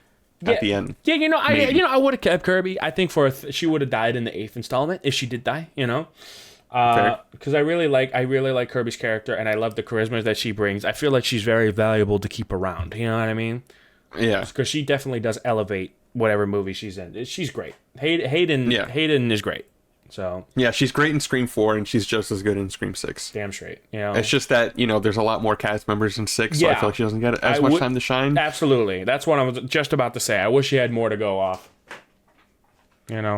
Because she just wasn't. But she's still great in this one. And the fact they made her an FBI agent it's so good. She's like, I have a gun and I ain't giving it to nobody. It's like, you right. Yeah. Slay, all right, girl. Slay queen, slay. Yeah. Yeah. Literally, please. I mean, it's the most realistic thing too. Damn straight. It's She's just the like, FBI all right, agent. now weapons, one gun, and I hold it. Now, my thing was, right, is like, why are they splitting up? Stop splitting up! I was like, it's the kill box. We understand that, but this is Ghostface. Jesus Christ. Ridiculous. What can you do? So yeah, solid B tier. I think it's definitely on the higher end of the spectrum when it comes to B tier. I'd say 7. Definitely like a high 7 for me. I really like Scream 6. And besides its problems, I still think it's a very worthy entry of Scream. And it's just another way of telling you that Scream is the most consistent fucking horror franchise to exist. It is what it is. Mm-hmm. Even the C-tier films are worth watching. It is what it is. Oh, for sure. Yeah, like I this is one of the franchises where if someone's watching it for the first time, I would never tell anyone to, hey, you can skip this movie. No, watch all of them. Damn straight. And that's what I feel with these. It's simply, every single one is an essential watch. For sure. And Radio Silence really left their mark on the franchise. It's hard taking up a franchise after a deceased filmmaker. Yeah. Especially one as beloved as Scream, but I think they did a great job. And with 6, they really made it their own and yet still kept it in line with the rest of the franchise. So what are they going to do for Scream 7? It's a bit harder to say. That is up in the air. It is up in the air. The only thing that we know is that the director of the film, they got Kevin Williamson, which I'm actually excited about because he is the writer of Scream 1, 2, and 4. Yeah. And he's directed one movie, I think like in the 90s, but he's writing and directing Scream 7. And the only 2 cast members confirmed for the next movie are Neve Campbell as Sydney and Courtney Cox as Gail Weathers. Which is fucking crazy because you got to think about it like this, all right? We have been building up Tara Carpenter and Samantha Carpenter for these past 2 films. And now Sam Carpenter's actor, what was her name here? Melissa Barrera said some controversial thing over social media. I don't know. I do know, but I don't think it's worth repeating. It's irrelevant. Oh, yeah. She said some controversial stuff over social media, and she was immediately fired for those comments. And then Jenna Ortega heard this and said, okay, well, if she's not in it, I'm not in it. And she quit as well. So not only have we lost 2 of the big leads, but now we're thinking, okay, we built up these leads. What the fuck are we going to do for the 3rd one? Holy shit. Are we just going to throw away the storyline of 5 and 6? Unfortunately, it seems like that's the route they're taking. It has to be, because how are you going to bring back Chad and Mindy and have this be like, Yeah, you can't bring back Chad and Mindy without Sam and Tara. It wouldn't work. So it looks like we're just going to completely okay, Scream 6 was the ending of their characters, I suppose. Right? Yeah. In a way, it's not a bad ending. Yeah, because I do like that final shot of her dropping the Ghostface mask. The core 4 survived, right? Yeah, exactly, yeah. And then, also, there wouldn't be a new Ghostface to go after them. Because Ghostface was just trying to get revenge from what happened in Scream 5. Right. And so it's like, okay, they killed, the rest of that family. No one else. It had room for a trilogy, but yeah, you know what? You're right. I'm actually not as scared now because we were thinking about the ending of Scream 6. It's like, that's not a bad ending. You know what I mean? Yeah. That's not a bad ending. And also with Kevin Williamson, leading this one, I feel a bit more confident with it than I did, say a year ago. Yeah. So, yeah, I just like the idea that, okay, the guy that created Scream essentially wrote the script for 1, 2, and 4. I have faith. I think he can do a good job. Directing wise, I don't know. I haven't seen that one movie he directed in the 90s, but writing, I think it'll be pretty solid. Yeah, I'm definitely scared for the directorial stuff because, como se dice, at the end of the day, like I've seen projects where like they hire an old member, but he assumes a new role, and it kind of falls apart. I think they did that with Saw, where it's like, okay, we brought back the writer for this, so now why don't we put him as like his first directorial debut?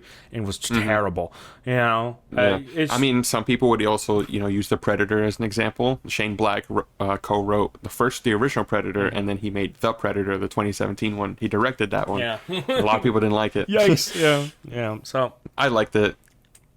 that's for another day. That's for another day. But no, at the end of the day, do I have faith in Scream 7? You got to, Yeah, I mean, honestly, this franchise hasn't given you any reason not to doubt. Or, there's no reason for you to think that another movie would be bad, because there hasn't really been a bad movie in this franchise yet. There have been mixed bags, but it's never been There's been mixed bags, there's but there's never been more negative than positive. Exactly. And so, with Kevin Williamson writing and directing, I expect the same. Can he pull off what he did in Scream 4? Oh, maybe. Man. Or will it be another Scream 2? I'm kind of fine with that too. Yeah, just don't let it be bad. Just with better production, please. Oh my God. And then, Sydney and Gail coming back. That feels like the safe, it's a safe choice. Now we're happy that they didn't kill Gail off, right? Oh boy. Oh, Jesus Christ. But yeah, I mean, even just Sydney in general, like by herself, going back to Sydney as your lead, that's the safe option. Yeah. Started with her, end it with her. Yeah. Assuming the next one will be the last one. That's gotta be. I mean, yeah. Now that they built up these two characters and now it's no longer going anywhere.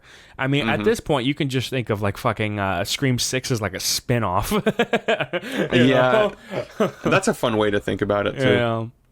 But I'm kind of upset that Christopher Landon isn't going to direct Scream 7, because I was really excited when they announced him. Yeah, what happened there? It just fell through? So, it was just, with the whole... with Jen Ortega dropping out and then the lead getting fired. He said it was a dream, quote, it was a dream job that turned into a nightmare. And so I think it was after those two were gone, they just, the script was probably in production hell and they didn't know what they were going to do for the story. And so the only thing we know about Scream fashion. Yeah, the only thing we knew about his Scream movie is that it was going to be a Christmas movie. So that would have been interesting and fun to see. Agree. And he also said that he would have loved to find his own way to pay tribute to Wes Craven. So I kind of like the idea of like new horror filmmakers going into the Scream franchise just to pay their own respects to Wes Craven. Absolutely. A horror master in his own right. But that deal unfortunately fell through. So now we have Kevin Williamson, who I do have some faith in. I think, if you're going to get someone, get the guy that made the franchise. Yeah. So, but we'll see. We'll see. I have a strong feeling that Scream 7 is going to play it really safe. I do kind of hope they keep the Christmas element of it, because that feels unique. I mean, Kevin Williamson, yeah, definitely would have been a good choice. He did the 2 Happy Death Days. He did Freaky. But he actually did something that I enjoyed back in my childhood. It was a Scout's Guide to the Zombie Apocalypse. Just a really Scout's Guide to the Zombie Apocalypse. Yeah, just like a dumb, fun, like zombie movie. That's definitely very mid 2010s. Absolutely. But I don't mind. Yeah. It was fun, dumb. And he's got a knack for that horror mixed with comedy. He definitely does. So he definitely would have been a really good director for a Scream film. So just missed opportunity. And then I've heard from Dead Meat that the Paranormal Activity movie that he made, the marked ones, is actually really fucking good. I haven't seen it yet. But I've heard his Paranormal Activity is actually really, really good. 5 out of 10 on IMDb. It looks like these critics got it wrong again. We'll see. I mean, the Paranormal Activity franchise isn't looked back on fondly, but I rewatched the first two like last year. That first one still holds up. I'm not gonna lie. It is pretty creepy. It's that fucking. I'm telling you, it's the fact that there's no music. You know what I mean? Yeah, And that yeah. build up, you just never know with that fucking silence. Ugh, God, it's so fucked up. People always say it's like, with the lack of music and the slow pauses, it's just boring and startling. It's like, man, maybe for you, but for me, God, that shit can get scary, bro. Nah, I'm good. Yeah, a lot. People say Scream 4 feels very 2010s. When I think of 2010s horror, I'm thinking found footage. That's just real. Yeah, no, it's true. It's the Paranormal Activity. It's SOS, yep, that's very true. 100%. That shit dominated the 2010s. Fuck me. Yeah, but that franchise is dead. Yeah, which at this point, how many times can you do Paranormal Activity over and over? It's another family, another another ghost story, Another house, another ghost. Oh no, it's the same ghost from the first one. What's great about those movies is you could do it with such a low budget. It's criminal. You know what I mean? Oh yeah. I mean, that original one was made with like this hella small budget. Let me Google what it was. Yeah, I'm actually doing that right now. Yeah. Paranormal Activity budget. What the fuck?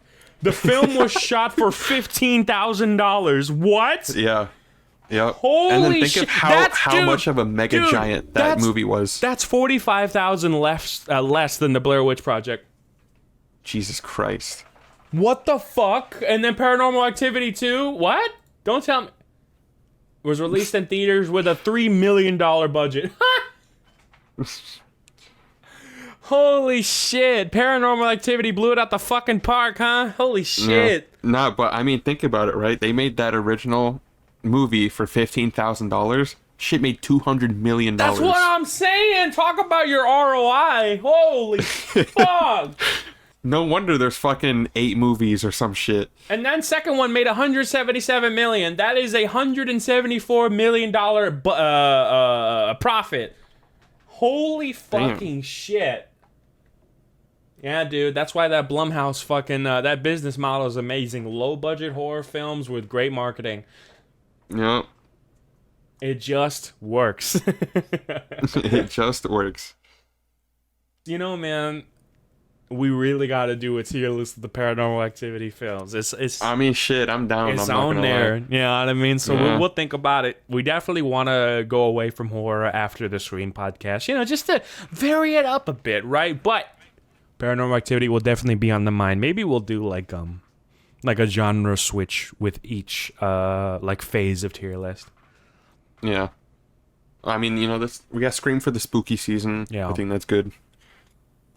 What could we do for November? Ladies and gentlemen, this is our ranking. If you disagree with any of it, please let us know in the comments. And also, if you would like to make your own rankings in the comment section, please do. I would love to see some of your opinions. All I'm saying is... See how wrong you are? Yeah, damn straight. Remember, this is all factual. Every opinion stated here is 100% factual. Every fact that we got wrong is now factual as well, all right? So just realize that. We don't spread misinformation, and we don't lie. It's just 100% truth. That's it. Anything else you wanted to say for the Scream movies before we move on? No, sir. All right. This has been my co-host, Minion. Hey, yo. Yeah, I got him locked up in my basement right now. He's on a Discord call, but he's like 2 stories below me. Banana? What? Banana? Banana? Where'd that come from? I'm a fucking minion. Click.